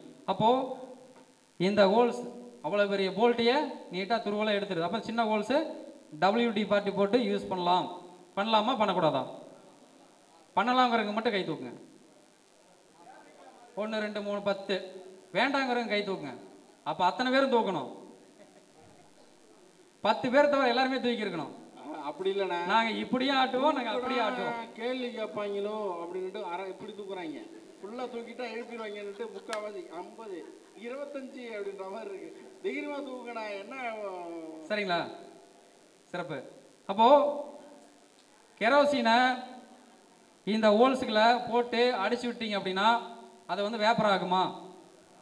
ஆகாது. அப்போ அதுவே ஒரு லேயர் மாதிரி உள்ள போய் படிஞ்சு அது செய்யக்கூடிய ஃபங்க்ஷன் ஆகாது. அப்போ பெட்ரோலை 10 மடங்கு கம்ப்ரஸர் பண்ணி பெட்ரோலை உள்ள ஊற்றுனா வேப்பர் ஆயிருமா? உடனே ஆயிரும். அப்போது நீங்கள் க்ளீன் பண்ணாலும் உள்ளே இருக்கிற ரஸ்ட்டெல்லாம் வெளியே எடுத்துகிட்டு வந்து உடனே காஞ்சிரும். சரிங்களா? அப்போது எந்த பிரச்சனையும் கிடையாது உங்களுக்கு. சரிங்களா? நீங்கள் எப்போவுமே யோசிங்க, த்ராட்டல் பாடிக்குள்ளே WD பார்ட்டி உள்ளே யூஸ் பண்ணவே கூடாது. சரிங்களா? த்ராட்டல் பாடிக்குன்னு கார்பரேட்டர் ஸ்ப்ரே அல்லது த்ராட்டல் பாடிக்குன்னு ஸ்பெசிஃபிக்காக ஸ்ப்ரே கொடுக்குறாங்க, அதை தான் யூஸ் பண்ணணும். புரிஞ்சுங்களா? ஏன் WD பார்ட்டி யூஸ் பண்ணக்கூடாதுங்கிறது, நமக்கு அடிச்சோம்னா உடனடியாக அது காயணும். இந்த இடத்துக்கு முக்கியமான சென்சார் காயணும். அதே போல் இது வந்து என்ன சென்சார்? IAT sensor. குச்சியாட்டு இருக்கிறது ஐஏடி சென்சார். எவ்வளோ காற்று வெப்பநிலையில் உள்ளே போயிட்டு இருக்குன்னு கணக்கிடுற சென்சார் இது. அப்போது நம்ம சர்வீஸ் பண்ணும்போது இதை பாதுகாப்பான முறையில் சர்வீஸ் பண்ணணும். எப்படி? நம்ம சொன்ன மாதிரி தான், தம்பி இதை கழட்டி வைப்பா அப்படின்போம் தம்பியை, நம்ம கடையில் இருக்க அசிஸ்டண்ட்டு. இப்போ திட்டுவீங்கன்னு நினைக்கிறேன், எங்கடா கடையில் அசிஸ்டண்ட் இருக்கிறான், நான் தான்டா மடி போட்டு வேலை செஞ்சுட்டு இருக்கேன். கரெக்டுங்களா? சரி, அப்படியே நம்மளே செஞ்சாலும் ஒரு செயின் அட்ஜஸ்ட் பண்ணிகிட்டு இருப்போம். ஒரு த்ராட்டல் பாடி கழட்டி க்ளீன் பண்ணும்போது அப்படியே அழுக்கு கையோட வந்து இதெல்லாம் எடுத்து இப்படி எடுத்து வைக்கக்கூடாது. ஏன் வைக்கக்கூடாதுன்னா, இந்த எஜ்ஜு தான் நுண்ணியமான சென்சார். இங்கெல்லாம் ஒன்றும் இல்லை, இந்த எஜ்ஜு தான் நுண்ணியமான சென்சார். நம்ம எடுக்கிறது எப்பவுமே நம்ம தான் தெரியுமில்ல, அப்படி தூக்கி போடுவோம். இதை போய் கீழே போய் டச் ஆகிட்டாலும் சென்சார் ஃபெயிலியர் ஆகும். நீங்கள் கிரீஸ் கையோடவோ மை கையோடவோ ஆயிலோடவோ எடுத்து இதுக்கு மேலே ஒரு உரையை போட்டு விட்டுருவீங்க. புரியுதுங்களா? கிரீஸை மேலே அடிச்சிட்டிங்கன்னா என்ன ஆகும்? இதில் இருக்கக்கூடிய சென்சிட்டிவ் வந்து லெவல் குறைஞ்சிரும். வண்டிக்கு வெளியில் இருக்கிற வெப்பநிலை வந்து ஹீட்டாக இருந்தாலும் அது கூலிங்காக இருக்கிறதா நினச்சி தகவல் கொடுத்துக்கிட்டே இருக்கும். நான் சொல்கிறது புரியுதுங்களா? அதனால் ரீடிங் எடுக்க முடியாது. அப்போ சர்வீஸ் பண்ணுறதுக்கு முன்னாடி மைலேஜ் இருந்ததுப்பா, சர்வீஸ் பண்ணி போட்டீங்க, த்ராட்டல் பாடி கழட்டி க்ளீன் பண்ணுறேன், க்ளீன் போட்ட மைலேஜே வரல. அப்போ எங்கே தவறு நடந்தது? நம்ம கழட்டி சரியான முறையில் வேலை செய்யாதனால வந்த தவறுகள். புரியுதுங்களா? ஸோ இந்த சென்சாரில் இவ்வளோ பாதுகாப்பாக பார்க்கணும். இப்போ நம்ம எங்கே பார்த்துட்டு இருந்தோம்? இன்ஜெக்டர்லேருந்து எங்கேயோ போயிட்டோம். இவர் விட்டா அப்படி தான் போயிட்டே இருப்பார், விடக்கூடாது அவரை. அடுத்தது ஃபியூல் பம்ப். இதை முடிச்சிருங்க. முடிஞ்சாச்சா? இந்த முடியல, முதல்ல இருந்து விட மாட்டோம். சரி, இந்த இன்ஜெக்டர் எப்படி எப்படி வேலை செய்யுது, எப்படியெல்லாம் க்ளீன் பண்ண சொன்னோம். இன்ஜெக்டர் எப்போவெல்லாம் அதில் வேலை செய்யுதுண்ணா கரெக்டாக யாராவது சொல்லுங்கள்.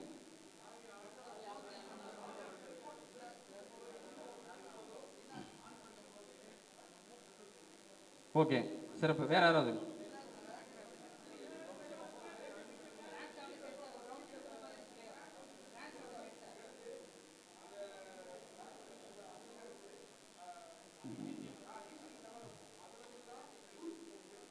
எப்போல்லாம் வேலை செய்யும்?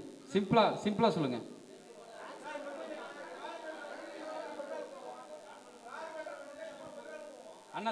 அண்ணா சொல்றத உள்வாங்கிங்க.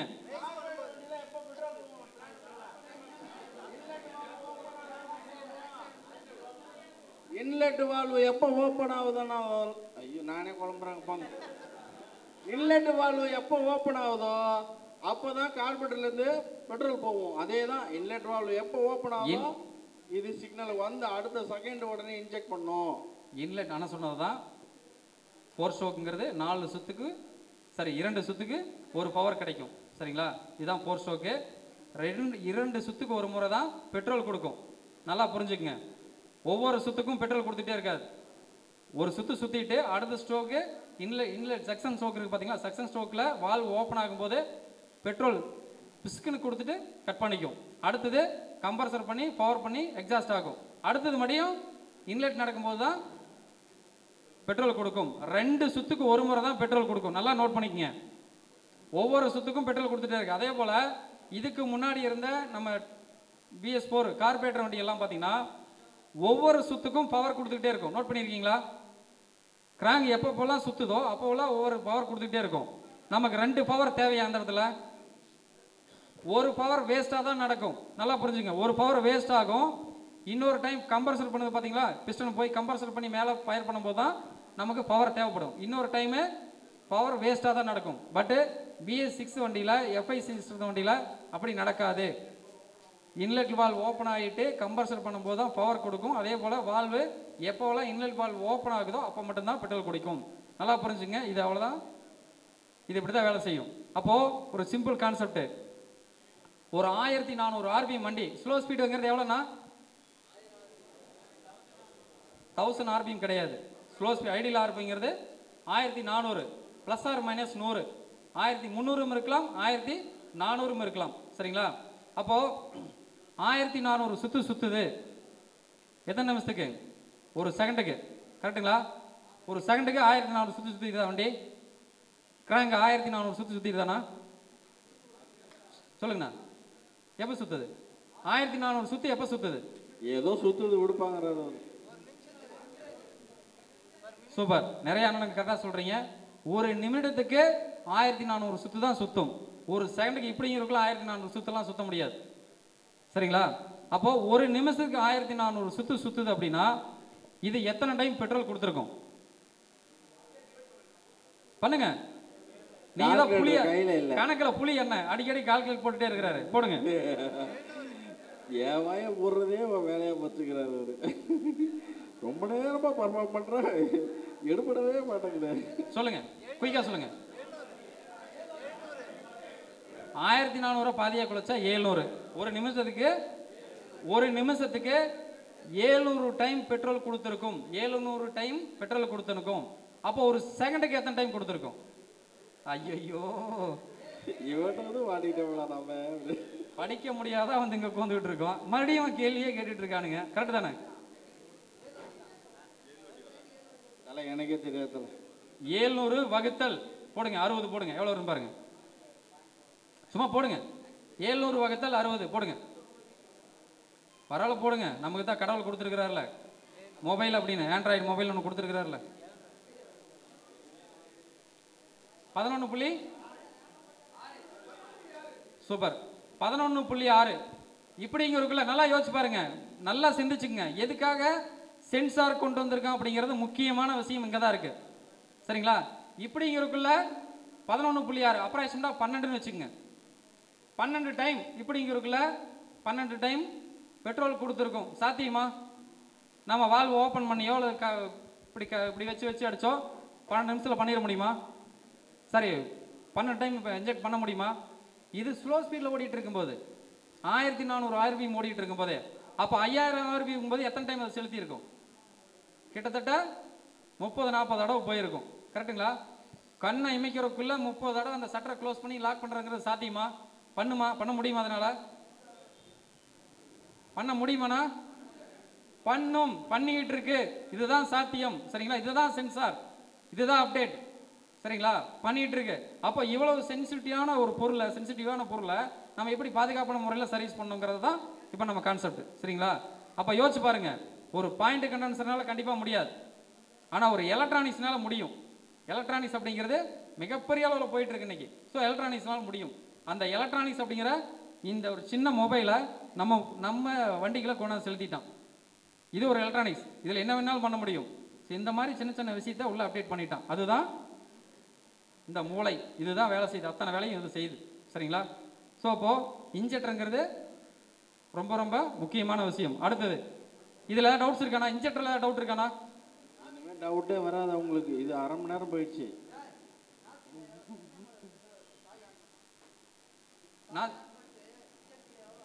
நான் சொல்கிறேன். அதுக்கு என்ன ஆகும்? அதுக்கு வந்து ஃபியூல் பம்பில் வரணும். ஃபியூல் பம்பில் வரும். நான் எவ்வளோன்னு சொல்கிறேன் உங்களுக்கு.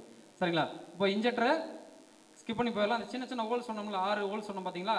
அந்த 6 ஹோல்ஸு ஒவ்வொரு சிசிக்கு தகுந்த மாதிரி மாறும். சிசியும் அதிகமாக இருக்கிறது அந்த ஹோல்ஸோடைய அளவு கொஞ்சம் பெருசாகும். சரிங்களா? அல்லது ஹோல்ஸ் வந்து 3 ஹோல்ஸ் போட்டு அந்த சைஸோட கொஞ்சம் பெருசு வேணும். ஒவ்வொரு சிசிக்கு தகுந்த மாதிரியும் ஒவ்வொரு கம்பெனிக்கு தகுந்த மாதிரி இந்த சின்ன சின்ன ஹோல்ஸ் எல்லாம் டிசைனிங் மாறும். சரிங்களா? அது ஒவ்வொரு கம்பெனியோட பொறுத்து. ஆனால் எந்த இன்ஜெக்டர் போட்டிங்கனாலும் ஸ்ப்ரே மாதிரி தெளிக்கணும். கரண்ட்டை கொடுத்து 30 PSI 40 PSI ப்ரெஷர் கொடுத்தீங்கன்னா பூ மாதிரி தெளிக்கணும். 40 PSI எப்படி இருக்குன்னு நம்ம பார்ப்போம். எவ்வளோ இருக்குன்னு சொல்கிறேன். சரிங்களா? அடுத்தது அதே மாதிரி ஆக்டிவேட்டர்ஸ். இப்போ நடத்துறது பூரா ஆக்டிவேட்டர்ஸ். இந்த லைனுக்கு எவ்வளோ வோல்ட் வேணும்? இன்ஜெக்டர் லைனுக்கு எவ்வளோ வோல்ட் வரணும்? சாவி ஆன் பண்ண உடனே அதாவது இன்ஜெக்டர் இக்னிஷியன் காயில் இந்த மாதிரி இதுக்கு எல்லாமே இக்னிஷியன் ஃபியூல் பம்ப் எல்லாமே சாவி ஆன் பண்ண உடனே 12 வோல்ட் வரணும். சாவி ஆன் பண்ண உடனே 5 வோல்ட் வருதுன்னா சென்சார், 12 வோல்ட் வருதுன்னா ஆக்டிவேட்டர்ஸ். மனசில் கரெக்டாக வச்சுக்கோங்க. ஏன்னா நம்ம இப்போ கப்ளர் எதுன்னு தெரியலனாட்டி கூட அந்த வோல்டேஜை செக் பண்ணி கூட நம்ம சொருவிக்கலாம். எது சென்சார் எது ஆக்டிவேட்டர்ஸுங்கிறத நம்ம தெரிஞ்சுக்கிட்டோம் அப்படின்னா எந்த கப்ளருங்கிறத குழப்பிக்கவே வேணாம். கண்ணை மூடிட்டு சொருவலாம் நம்ம மல்டிமீட்டர் வச்சுக்கிட்டு. குழம்பிட்டோம். ஒரு வருஷத்துக்கு முன்னாடி கைட்டு நான் மறந்துட்டேன். அந்த வேலையே வேணாம். பட்டு நான் கனெக்ஷன் கொடுத்துட்டு போயிட்டே இருக்கலாம். நம்ம அடுத்தது மைக் ஆன் பண்ணணும். போச்சா? ஆமாம், இந்த வண்டியில் சரிங்களா. ஃபியூல் பம்ப் எங்கன்னா இருக்கும், எல்லாத்துக்கும் தெரிஞ்சிருக்கும். சொல்லுங்கண்ணா. நான் கேள்வி கேட்குறாங்கண்ணா.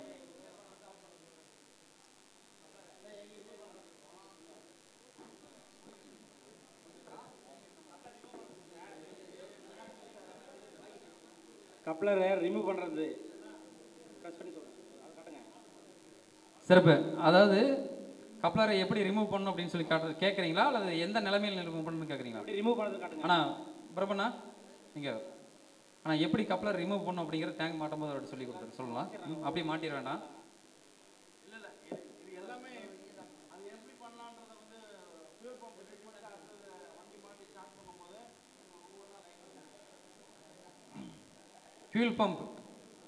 ஃபியூல் பம்ப் எங்கனா இருக்கும்?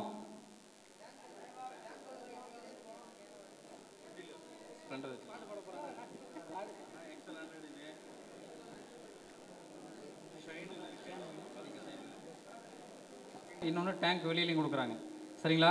இப்போ இந்த ஹோண்டா சைன், எக்ஸல் யூனிடெட், இந்த மாதிரி ஒரு சில ஹோண்டா யூனிகான், ஸோ இந்த மாதிரி வண்டிகளுக்கெல்லாம் வெளியில் ஃபியூல் பம்ப் வந்து டேங்க் வெளியில் கொடுத்துருக்காங்க. ஸோ ஒரு சில வண்டிகளுக்கு டேங்க் உள்ளேயே கொடுத்துருக்காங்க ஃபியூல் பம்ப் சரிங்களா. இப்போ இந்த மாதிரி ஸ்ப்ளெண்டர் இந்த மாதிரி வண்டிகளுக்கெல்லாம் டேங்குக்குள்ளேயே ஃபியூல் பம்ப் இருக்கும் சரிங்களா. அப்போ அது எந்த நிலமையில் இருக்கும், எப்படி இருக்கும்னு கேட்டிங்கன்னா, உங்களுக்கு இதே போல் தான், இதே மாதிரி ஷேப் இருக்கும். இதுலேயே ஃபில்டர் கொடுத்துருப்பாங்க. இதில் ஒரு ஃபில்டர் கொடுப்பாங்க. ஃபில்டர் வந்து பார்த்தீங்கன்னா அந்த ஃபியூல் பம்ப்லேருந்து ஒரு அவுட்புட் டியூப் வெளியில் கொடுத்துருப்பாங்க. அதுக்கு வோல்ட் கரண்ட் இவ்வளோ தான், ரொம்ப சிம்பிளாக தான் இருக்கும் சரிங்களா. அப்போ அந்த ஃபியூல் பம்பில் ப்ராப்ளம் ஆகுமா, ஃபியூல் பம்ப் எதுக்காக கொடுத்துருக்காங்க உள்ள டேங்க்கில் அப்படின்னு சொல்லி பார்த்தோம்னா, இப்போ இந்த இன்ஜெக்டர் வந்து ஸ்ப்ரே மாதிரி பூ மாதிரி தெளிக்கணும்னு சொல்கிறோம். கரண்ட்டு கொடுத்தா பூ மாதிரி தெளிக்கணும். சும்மா சாதாரணமாக இந்த இன்ஜெக்டரில் ஒரு பெட்ரோல் டீப்பை போட்டு அதில் பெட்ரோல் ஊற்றிக்கிட்டே இருந்து கரண்ட்டு கொடுத்தோமா பூ மாதிரி தெளிக்குமாண்ணா? தெளிக்காது. அப்போது இங்கே ஒரு அழுத்தமான ப்ரெஷர் வேணும். அது நல்லா ப்ரெஷராக வந்து பூ மாதிரி தெளிக்கணும்னா அதுக்கு பின்னாடி டியூப்பில் ஒரு அழுத்தமான ப்ரெஷர் இருக்கணும். அப்போ அந்த ப்ரெஷர் வேணும் அப்படின்னா அந்த இடத்துல வெறும் டேங்க்லேருந்து ஒரு டியூப் போட்டு கொண்டு கொடுத்தா ப்ரெஷர் இருக்காது. அப்போது இக்னிஷன் ஆன் பண்ணாவே மோட்டர் வந்து உள்ள ஒரு மோட்டரை கொடுத்து அதை ரன் பண்ண வச்சு அதுலேருந்து ஒரு ப்ரெஷரை க்ரியேட் பண்ணி இன்ஜெக்டருக்கு கொடுக்குறாங்க. ஸோ இதுதான் சிம்பிள் கான்செப்ட். அப்போது ப்ரெஷர் எந்த அளவுக்குலாம் இருக்கணும், எப்படியெல்லாம் டேங்க் மோட்டர் வேலை செய்யுதுன்னு பார்ப்போம். அதுக்குள்ளே ஒரு ஃபில்டர் கொடுத்துருப்பாங்க. அந்த ஃபில்டர் வந்து பார்த்தீங்கன்னா ஒரு 30 to 40,000 கிலோமீட்டரில் அந்த ஃபில்டர் மாற்றணுங்கிறாங்க. ஃபியூல் பம்புக்குள்ள ஒரு ஃபில்டர் இருக்கும். 30 to 40,000 கிலோமீட்டரில் ஃபில்டர் மாற்றணும். இப்போ இந்த வண்டியில் பார்த்தீங்கன்னா இந்த இடத்துல ஃபில்டர் கொடுத்துருப்பாங்க. ஸோ இந்த இடத்துல வரும். ஸோ இந்த மாதிரி ஹோண்டா ஆக்டிவா, சைன், யூனிகான் இதெல்லாம் பார்த்தீங்கன்னா ஒரு 20 to 30,000 கிலோமீட்டர்லேயே அடைச்சிரும். 20,000 கிலோமீட்டர்லேயே அடைச்சிரும். நீங்கள் மேக்ஸிமம் வந்து பிக்கப் குறைஞ்சிரும். இருங்க. ஸோ இந்த ஃபில்டர் மாத்திரமா இருக்கும். இதே நீங்கள் ஸ்ப்ளெண்டர் இந்த மாதிரி டைப்லாம் அது கொஞ்சம் ஃபில்டர் பெருசாக கொடுத்துருப்பாங்க. ஸோ அது வந்து பார்த்தீங்கன்னா ஒரு 30-40,000 கிலோமீட்டர் வரைக்கும் மேக்ஸிமம் தொந்தரவு இருக்காது. ஆனால் கம்பெனி என்ன சொல்லுது அப்படின்னா, நீங்கள் ஒரு 30,000 கிலோமீட்டரில் கம்பல்சரி ஃபில்டரை மாற்றிடணும் அப்படின்னு சொல்கிறாங்க. 30,000 கிலோமீட்டருக்கு நான் இப்போ எப்படி முடிவு பண்ணலாம்? ஒரு ஹெட்டு வேலை செய்வோமா, ஒரு வால்வு பிரித்து சீட்டிங் பண்ணி போடுவோமா? நான் புரியுதுங்களாண்ணா? நான் சொல்கிறது புரியுதாண்ணா? ஆனால் உங்களுக்கு ஒரு 30 to 40,000 கிலோமீட்டர் மேக்ஸிமம் ஹெட்டை பிரித்து கார்பனை க்ளீன் பண்ணி போடுவோம். ஸோ அந்த டைமில் நீங்கள் டேங்கில் இருக்கிற ஃபில்டரையும் கழட்டி சேஞ்ச் பண்ணி போடணும், மாற்றிடணும் சரிங்களா. இதை எப்பவுமே மைண்டில் வச்சுங்க. இதை வந்து க்ளீன் பண்ண முடியுமான்னு கேட்டிங்கன்னா எனக்கு தெரிஞ்சு 85% க்ளீன் பண்ண முடியாது. ஒரு 15% எமர்ஜென்சி அப்படின்னா த்ராட்டல் பாடி ஸ்ப்ரே கிரே அடித்து நல்லா ஏரை பிடிச்சி க்ளீன் பண்ணி போட்டிங்கன்னா அப்போதைக்கு ஓடும். ஆனால் மீண்டும் ஒரு மாதத்துலேயே மீண்டும் அதே கம்ப்ளைண்ட் வரும். அப்போ ஃபில்டரை நீங்கள் சேஞ்ச் பண்ணுறது தான் சரியான முறையாக இருக்கும். ஃபில்டரை சேஞ்ச் பண்ணிடுங்க. இதில் வந்து நிறையா விஷயங்கள் இருக்குது இந்த ஃபியூல் பம்ப் ஃபில்டரில். ஃபியூல் பம்பில் உள்ள ரெகுலேட்டர் இருக்குது, நான் ரிட்டர்ன் வால்வ் இருக்குது சரிங்களா. ரெகுலேட்டர் எங்கே இருக்குது அப்படின்னா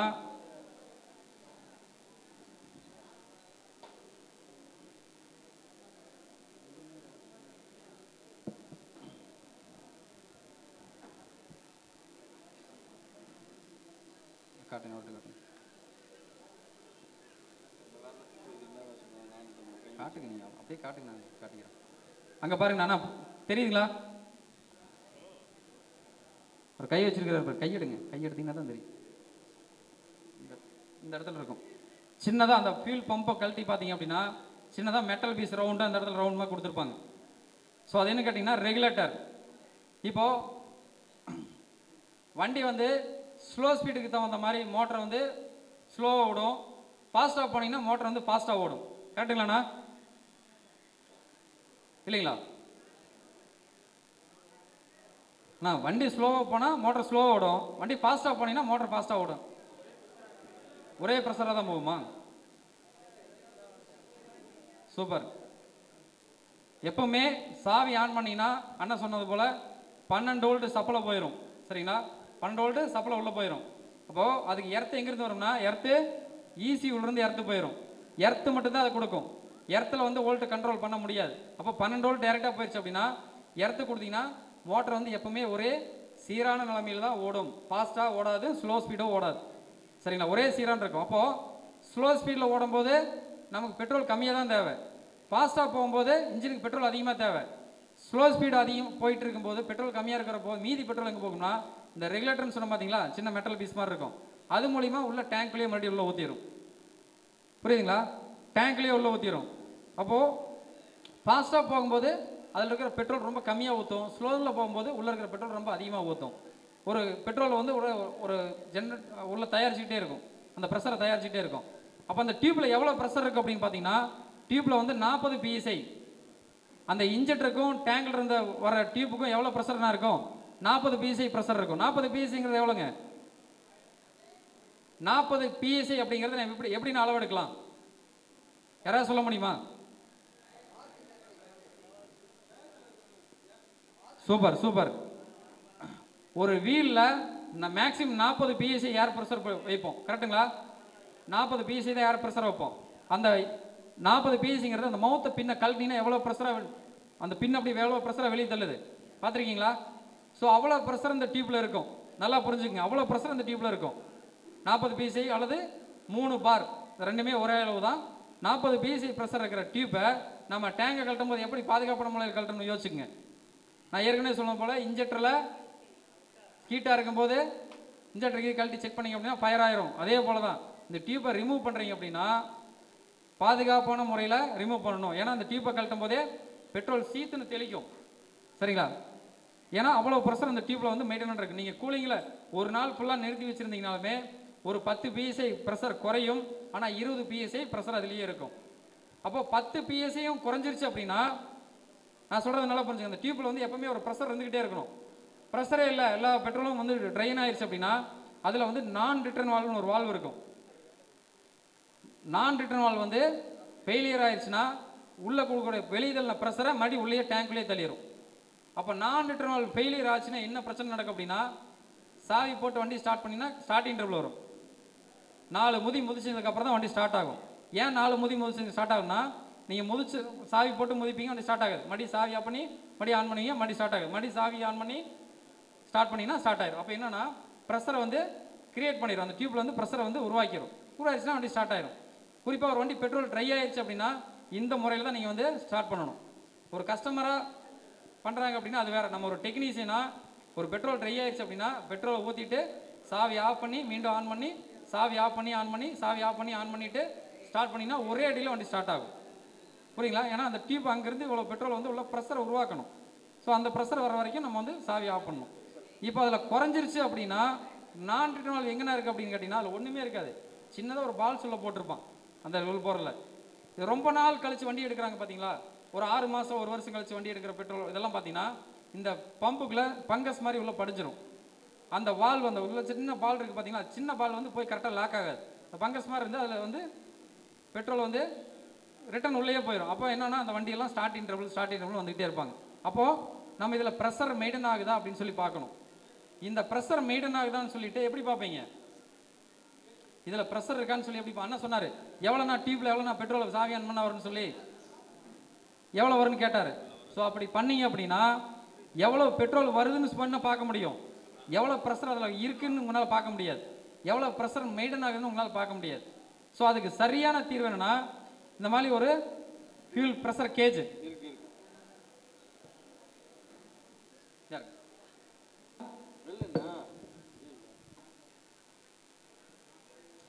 இந்த மாதிரி ஒரு ப்ரெஷர் கேஜ் கம்பல்சரி ஒவ்வொரு ஒர்க் ஷாப்லையும் இனிமேல் இருக்கணும்.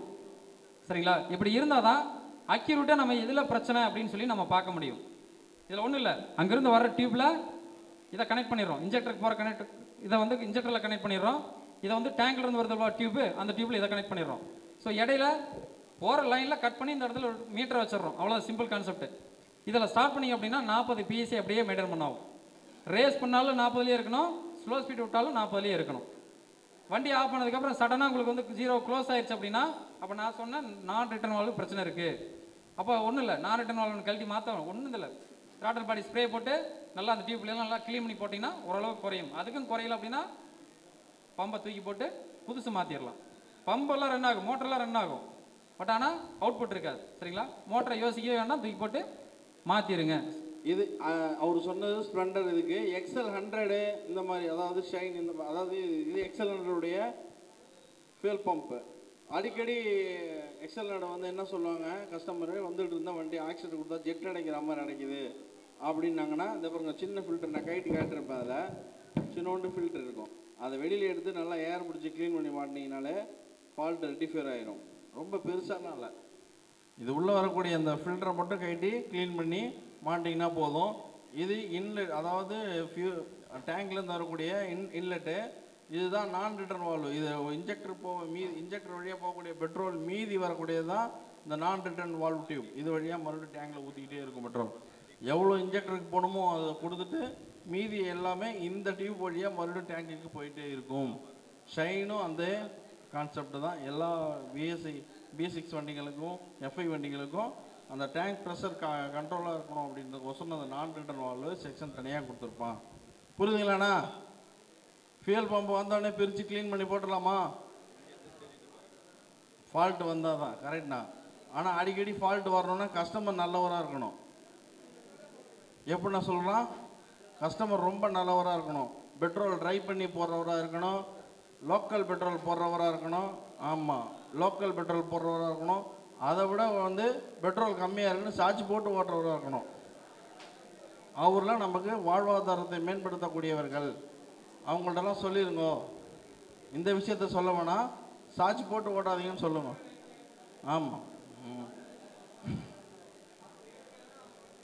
கண்டிப்பாக கண்டிப்பாக.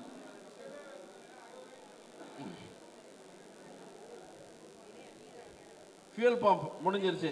அடுத்தது எங்கள் தெய்வம், அடுத்தது இக்னிஷன் காயில்.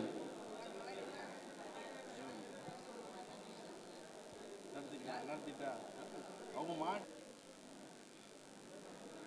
ஐடியில் ஏர் கண்ட்ரோல் ஸ்டெப்பர் மோட்டார்.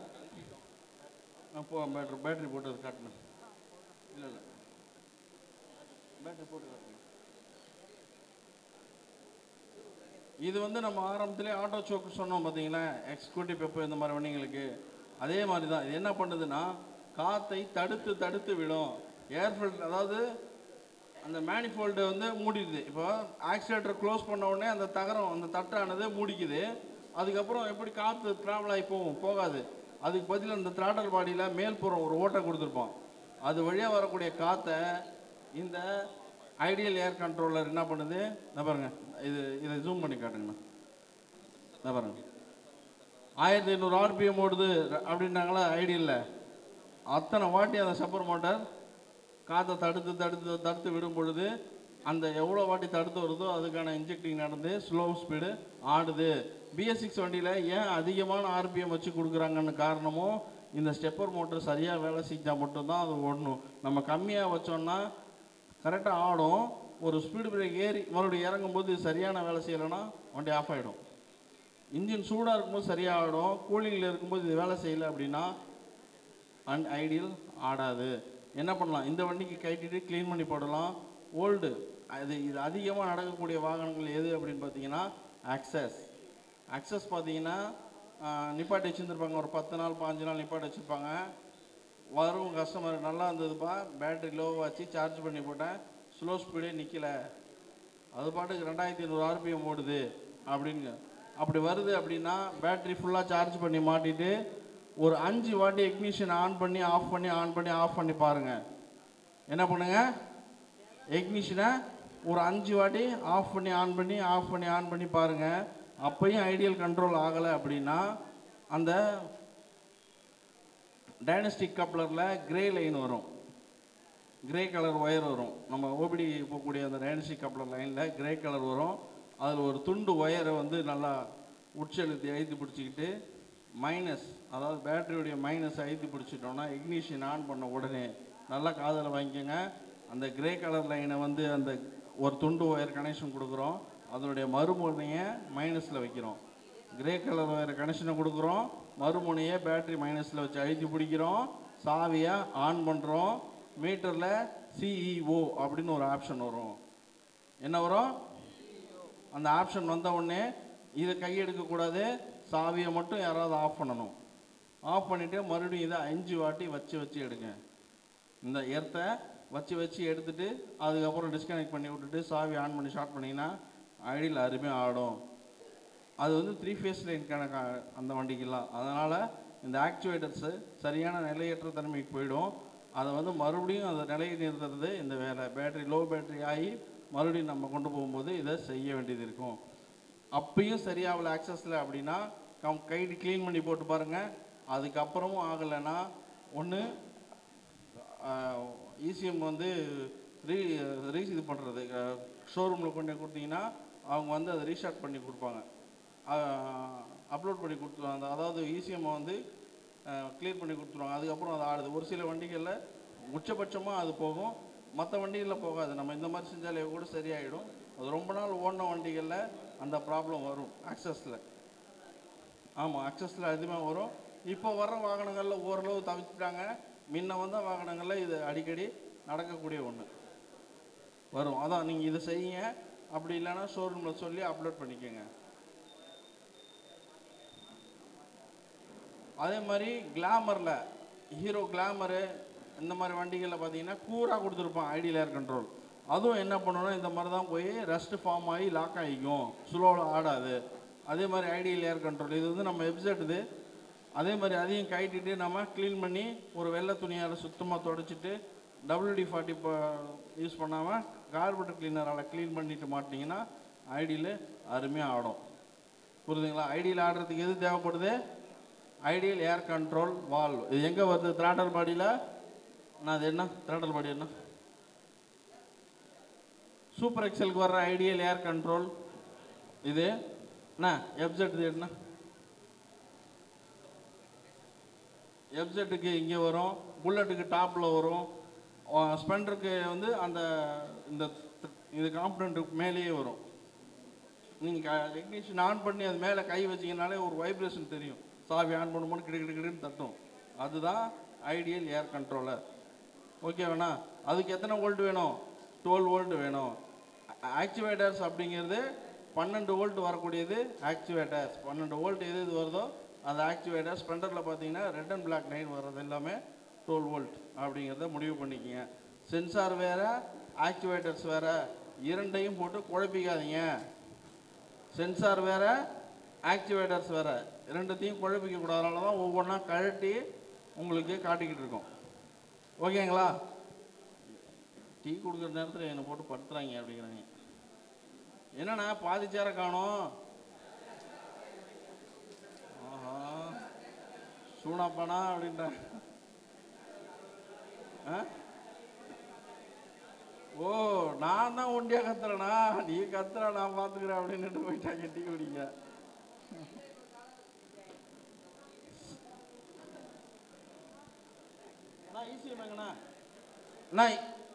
இசிஎம் காட்டணும். இசிஎம் எதனால் செயல்படுகிறது? இசிஎம் வந்து இருக்கு. இப்போ சொல்கிறோம் தகவலை வாங்கி தகவலை கொடுக்குதுன்னு சொன்னோம். ஆக்டிவேட்டர்ஸ்க்கு நான் நீங்கள் சொல்ல வேணாம், ஆக்டிவேட்டர்ஸ்க்கு தகவலை எப்படி கொடுக்குது? 12 வோல்ட் வந்துடுது.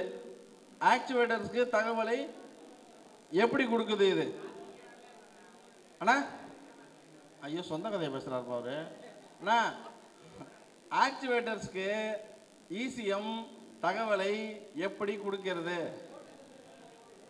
அதெல்லாம் கொடுக்குதுண்ணா. இது கொடுக்குதே.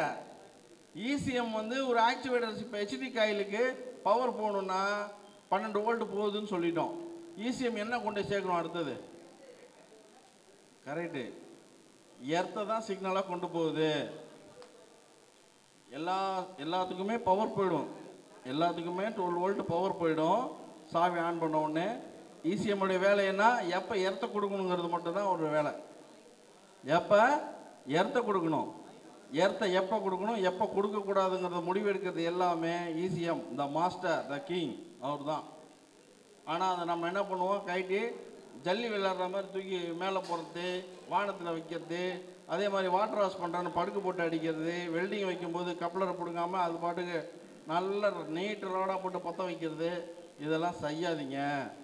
ஹார்க் வெல்டு வைக்கும்போது கம்பல்சரி கஸ்டமர் சொல்லிடுங்க, ஒரு சின்ன விளைவு பெருசாக ஆக்கிரும். அதாவது வாட்டர் வாஷ் வருதோ இல்லை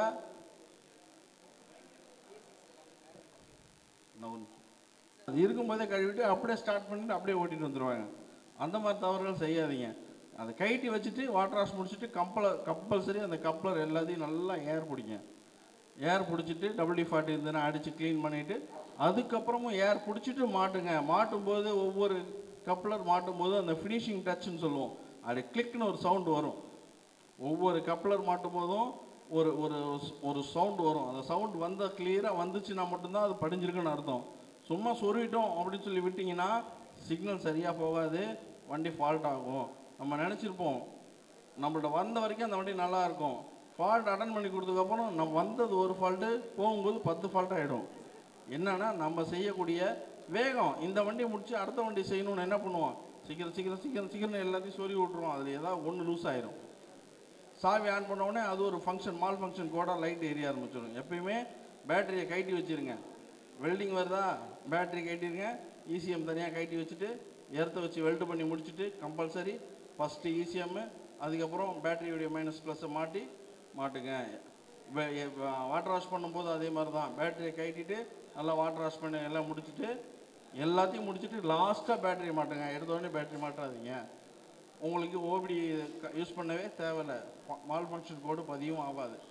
ECM பொறுத்தளவில் இந்த மாதிரி முக்கியமான விஷயங்கள். அதே மாதிரி யூடியூப் பார்த்துட்டு வர்ற கஸ்டமர், அவன் யூடியூப்லேயும் எல்லாம் எனக்கு தெரியும்னுவாங்க.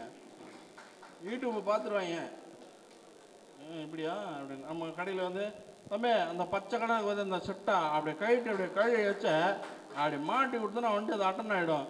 நான் பார்த்துட்டேன் முந்தாண்டத்தை செஞ்சு கொடுனா அப்படியே நீ வெளில போயிடுங்க. அங்கே நாம தான் ராஜாவாக இருக்கணும், அவங்க கிடையாது. அந்த கஸ்டமர் கிளம்ப நீங்கள் அனுப்பிச்சிருங்க, தேவையில்லை. அங்கே போய் 5000 10,000 கட்டினா தான் அவங்களுக்கெல்லாம். வீட்டில் வச்சுக்கிட்டு யூடியூப்பை பார்த்து அவங்களே பெரிய இது மாதிரி கட்டி ஃபால்ட் ஆக்கிட்டு நம்மள்கிட்ட வந்து நாம தான் பண்ணணும்னு கதை கட்டி விட்டு நம்ம காசு பிடிச்சிட்டு போயிடுவாங்க. எப்பயுமே நம்ம அலர்ட்டாக இருக்கணும். அவன் என்ன பண்ணியிருக்காங்கிறத பார்த்த உடனே கண்டுபிடிக்கணும்.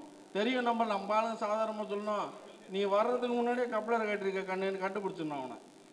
புரியுதுங்களா? டேங்கு கட்டி மாட்டோமோ அவன் தப்பாக மாட்டிருப்பான், எடுத்துகிட்டு போயிட்டே பயர் ஜாவ் அப்படின்னு வேண்டியதான்.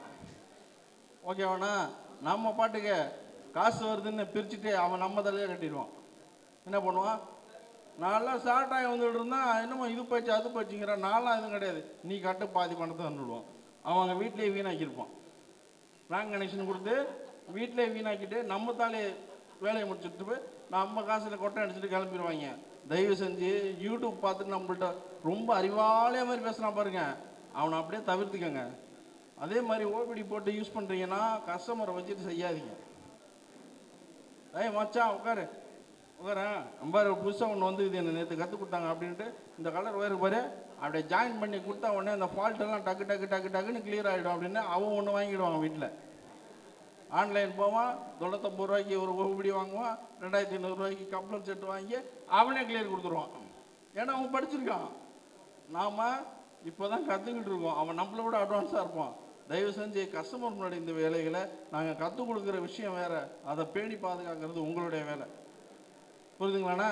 இப்போ இதை பற்றி இன்னும் எதனா தகவல் எனக்கு வேணும், நான் அந்த வண்டி ஸ்டார்ட் பண்ணேன், நீங்கள் இப்போ கேள்வி கேளுங்க. என்னன்னா இந்த ஒரு ஃபால்ட் எனக்கு வந்தது, நான் இதை அட்டன் பண்ணேன், அதை முடியல, ஆனால் நான் இதில் ஜெயிச்சு காட்டியிருக்கேன், தைரியமாக எழுந்திரிச்சு நான் பண்ண பர்ஃபார்மன்ஸை சொல்லுங்கள். நாங்கள் உங்கள் கதையும் கேட்கணும். நீங்கள் சாதனை பண்ணியிருப்பீங்கன்னா, யாரும் பண்ணியிருக்கக்கூடிய சாதனையெல்லாம் சாதாரணமாக பண்ணிட்டு சும்மா உட்காந்துருப்பாங்க. இங்கே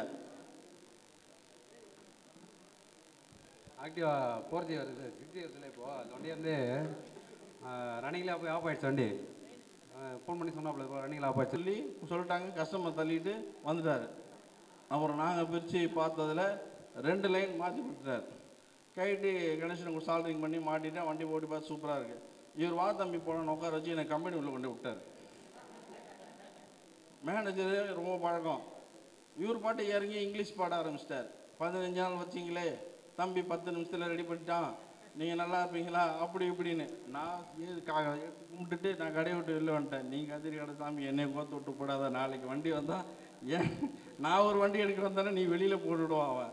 அதே மாதிரி கஸ்டமர்கிட்ட சொல்லுங்கள், அவங்க தெரியலன்ட்டி கூட இது பண்ணுங்க. ஆனால் அவங்க அடுத்தவங்க, அதாவது நம்ம பக்கத்து மெக்கானிக் பண்ண தப்பை சுட்டி காட்டாதீங்க. பக்கத்து மெக்கானிக் பண்ண தப்பை சுட்டி காட்டாதீங்க. அவனும் நல்லா இருக்கணும், நாமளும் நல்லா இருக்கணும். தப்பு பண்ணால் தனிப்பட்ட முறையில் சொல்லுங்கள், கஸ்டமர்கிட்ட சொல்லாதீங்க. கஸ்டமர்கிட்ட சொல்லும்போது தாழ்வு மனப்பான்மைன்றது வந்துடும். அப்போது நம்ம இன்னும் கற்றுக்கலையா அப்படின்னு நினைப்பார். கூட உட்கார வைங்க அவரை.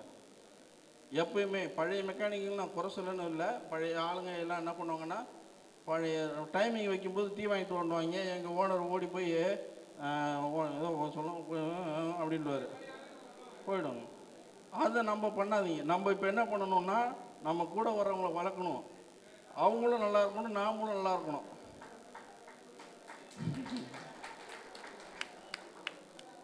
கண்டிப்பாக.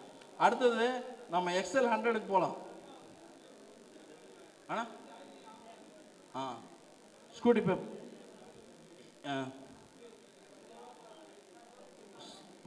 டிபிஎஸ் சென்சார் எதனா வேல்யூ மாற்றி வச்சுருப்பீங்க, இல்லை இஓடி சென்சார் கைட்டில் நீங்கள் போன உடனே ஐடியில் ஏர் கண்ட்ரோல் கைட்டு க்ளீன் பண்ணி போடுங்க. ஒரு இஓடி சென்சார் ஒன்று பூசு மாற்றி பாருங்கள். நான் சொல்கிறேன் இப்போ அது எப்படி வேலை செய்யணும், அது என்ன செய்யணும். ஒரு சின்ன துண்டு ஒயர் போதும். ஏலம் அதாவது ஓபிடி போடணும், அது போடணும், சென்சார் பயப்பட வேணாம். ஒரு சின்ன துண்டு ஒயர் போதும். ஆக்டிவா, எக்ஸல் 100 எல்லா வண்டியும் நம்ம ஃபால்ட்டு பார்க்கலாம். ஒரு ஒயரை கடிச்சு கையில் எடுத்துகிட்டு போனால் இல்லை சென்சார் வண்டியை ரெடி பண்ணி எடுத்துடலாம். நம்ம அந்த திறமைகள் நம்ம நண்பர்களுக்கு இருக்குது. அது எப்படி கொண்டு வரணுங்கிறது தான் கான்செப்ட். அடுத்தது எக்ஸல் 100 போகலாமா? இப்போ அதுக்கு முன்னாடி இது ஃபியூல் ப்ரெஷர் செக் பண்ணிடலாமா? பெட்ரோல் இல்லாமல் புது வண்டியாக கொண்டு வந்திருக்காங்க. நம்ம அதை லாஸ்ட்டாக பார்ப்போம். அடுத்து எக்ஸல் 100 போயிடுவோம். மெக்கானிக்காக கொண்டு வந்தது இந்த டிவிஎஸ். ஒரு டிவிஎஸ் 50 கிளச்சை தேய்ச்சி போட்டால் போதும்டா, ஒரு குடும்பத்தை ஓட்டிக்கலாம்னு நினச்சி வந்தவனாலாம். ஒரு டிவிஎஸ் 50 கிளச்சு பிளேட்டை தேய்ச்சி மாட்டினாலே 2 வண்டி தேய்ச்சி மாட்டா 30 ரூபா கிடைக்கும். அப்போது அதுவே போதும், நான் 5 நாள் சமையலுக்கு ஆகிடும். அந்த மாதிரி வந்தது தான். இதில் பாதி பேர் கேள்விப்பட்டிருப்பேன், டிவிஎஸ் வண்டியால் மட்டும்தான் இங்கே மேலே இருப்பாங்க. எத்தனை பேர் கை தூக்குங்க. டிவிஎஸ் தொடாமல் வந்தவங்க யாரும் இருக்க முடியாது. ஏன்னா நமக்கு வாழ வச்ச முக்கியமாக, ஏன்னா இப்போ எவ்வளவோ அட்வான்ஸ் வந்திருக்கலாம், இன்னமும் நமக்கான விஷயத்த டிவிஎஸ் கம்பெனி வந்து எளிமையாக தான் கொண்டு வந்திருக்காங்க. நிறைய வேலை வர்ற மாதிரி தான் செஞ்சுருக்காங்க. அதுவும் நீங்களும் நல்லா இருக்கணும், கம்பெனியும் நல்லா இருக்கணும், கஸ்டமர் பார்த்துக்கலாம்.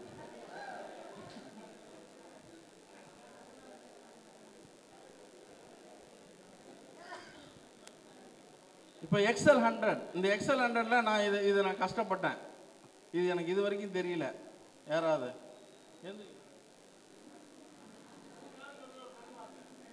மாத்திரீங்களா? புகை வருதா? புகை வரல. வால்வு கைடு செக் பண்ணீங்களா? ஓட்டு சென்சார் செல்ஃப் டைப் தான். ஓட்டு சென்சார் ஒன்று மாற்றி பாருங்கள். இஓடி ஒன்று செக் பண்ணி பாருங்கள். கார்ப் டைப்பா? பேட்டரி லோவாக இருக்கா? அதாங்க, அந்த வண்டியில் பேட்டரி எப்படி இருக்குன்னு முதல்ல பார்த்துக்குங்க. அதில் ஆம்பியர் தேவைங்க. இந்த வண்டிங்களுக்கு லோ பேட்டரி இருந்தாலும் ஸ்டார்டிங் ட்ரபிள் வரும். பேட்டரி இல்லாமல் கூட ஸ்டார்ட் ஆகிடும். லோ பேட்டரி தான் ஸ்டார்ட் ஆகாது. எக்ஸல் 100ல் செல்ஃப் ஸ்டார்ட்டில் லோ பேட்டரி தான் ஸ்டார்ட் ஆகாது. நீங்கள் மல்டிமீட்டரில் வச்சு 13 வோல்ட்டு பார்ப்பீங்க. ஆனால் ஆம்பியர் 4 ஆம்பியர் இருக்கணும். அந்த ஆம்பியர் இல்லைன்னா கண்டிப்பாக சரியான பவர் ப்ரொடியூஷன், டிசிஐக்கு சரியான பவர் ப்ரொடியூஷன் கிடைக்காது. வண்டி அந்த மேக்னெட்டோ கூடிய ஹாலோஃபர் சென்சார் வேலை செய்யாது, சரியாக ஸ்டார்ட் ஆகாது. அது என்ன ஃபஸ்ட்டு வந்து இது அதை இப்போ நடத்தும் போது உங்களுக்கு தெரிஞ்சிடும். முதல்ல அந்த வண்டிக்கு பேட்டரி வேறு மாற்றி பாருங்கள். எர்த்து இதெல்லாம் க்ளீன் பண்ணி போட்டுட்டு எஸ்டி காயில் ஃப்ளக்கு நீங்கள் என்ன கம்பெனி போட்டீங்க? இல்லை என்ஜிகே மஸ்ட்டு. அதே மாதிரி அடாப்டர், அதே மாதிரி BS4ஓ BS6ஓ அடாப்டர் ஒரிஜினல் கம்பல்சரி யூஸ் பண்ணுங்கள். ஒரு நண்பர் அடாப்டரை மாற்றினதுனால 14,000 ரூபாய்க்கு மேலே செலவு பண்ணார். ஸ்கூட்டி பேப் BS4 உட்காந்துருக்காரு. அவர் கண்டுபிடிச்சிருக்காரு அந்த ஃபால்ட்டெல்லாம். அவர் தெரியும் அடாப்டரால் எவ்வளோ போகுமான்னு யாராலும் நினச்சி பார்க்க முடியாது. அந்த மாதிரி ஃபால்ட்லாம் வந்துருக்குது. எப்பயுமே பொருளை தரமாக போட்டால் நம்ம ஜெயிக்கலாங்கண்ணா. 10 ரூபா அதில் கிடைக்கும்னு நினைக்கிறோன்னா நமக்கு பேர் கெடுதோ இல்லையோ அந்த கஸ்டமர் நம்மளை விட்டு போயிடுவாங்க.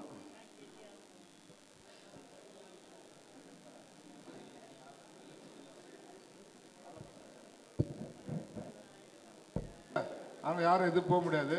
இன்னைக்கு ஒரு நாள் உட்காருங்க. உங்களுக்காக எங்கேருந்து வந்திருக்காரு தெரியுமா? திருச்செங்கோடு. அவர் வந்தவாசி, விருதாச்சலம், அது உட்காந்து நடுவில் உட்காந்துருப்பார். தென்காசி ஒன்றும் தெரியாமல் உட்காந்துருக்காரு. இவ்வளோ இங்கே வந்ததெல்லாம் எதுக்காக தெரியுமா? உங்களுக்காக தான். அதனால ஒரு நாள் நீங்கள் தியாகம் பண்ண தப்பு இல்லை. ராஜகோபாலன் அப்படியே மேலே வாங்க, வாங்க மேலே வாங்க, மேலே வாங்க, வாங்க மேலே வாங்க, வாங்க மேலே வாங்க. ஸோ அண்ணன் வந்து பார்த்தீங்க அப்படின்னா ஆல்ரெடி அறிமுகப்படுத்தியிருப்பாங்க. தென்காசி மாவட்ட தலைவர், சரிங்களா? ஸோ இவரும் வந்து ஒரு ட்ரெயினர். நம்ம வந்து பல இடத்துல ட்ரைனிங் கொடுத்துட்ருக்காங்க. ஒயரிங் கான்செப்டில் ரொம்ப வந்து எக்ஸ்பர்ட்டு, சரிங்களா? ரொம்ப சிறப்பாக வந்து நிறையா விஷயம் சொல்லி கொடுத்துருப்பாங்க. ஸோ உங்களுக்காக ஒரு சில வார்த்தைகள் வந்து அவரோட இருக்கக்கூடிய எக்ஸ்பீரியன்ஸு சார். சார் பார்க்க தான் வந்திருக்கிறேன். சிறப்பு சிறப்பு. சரி,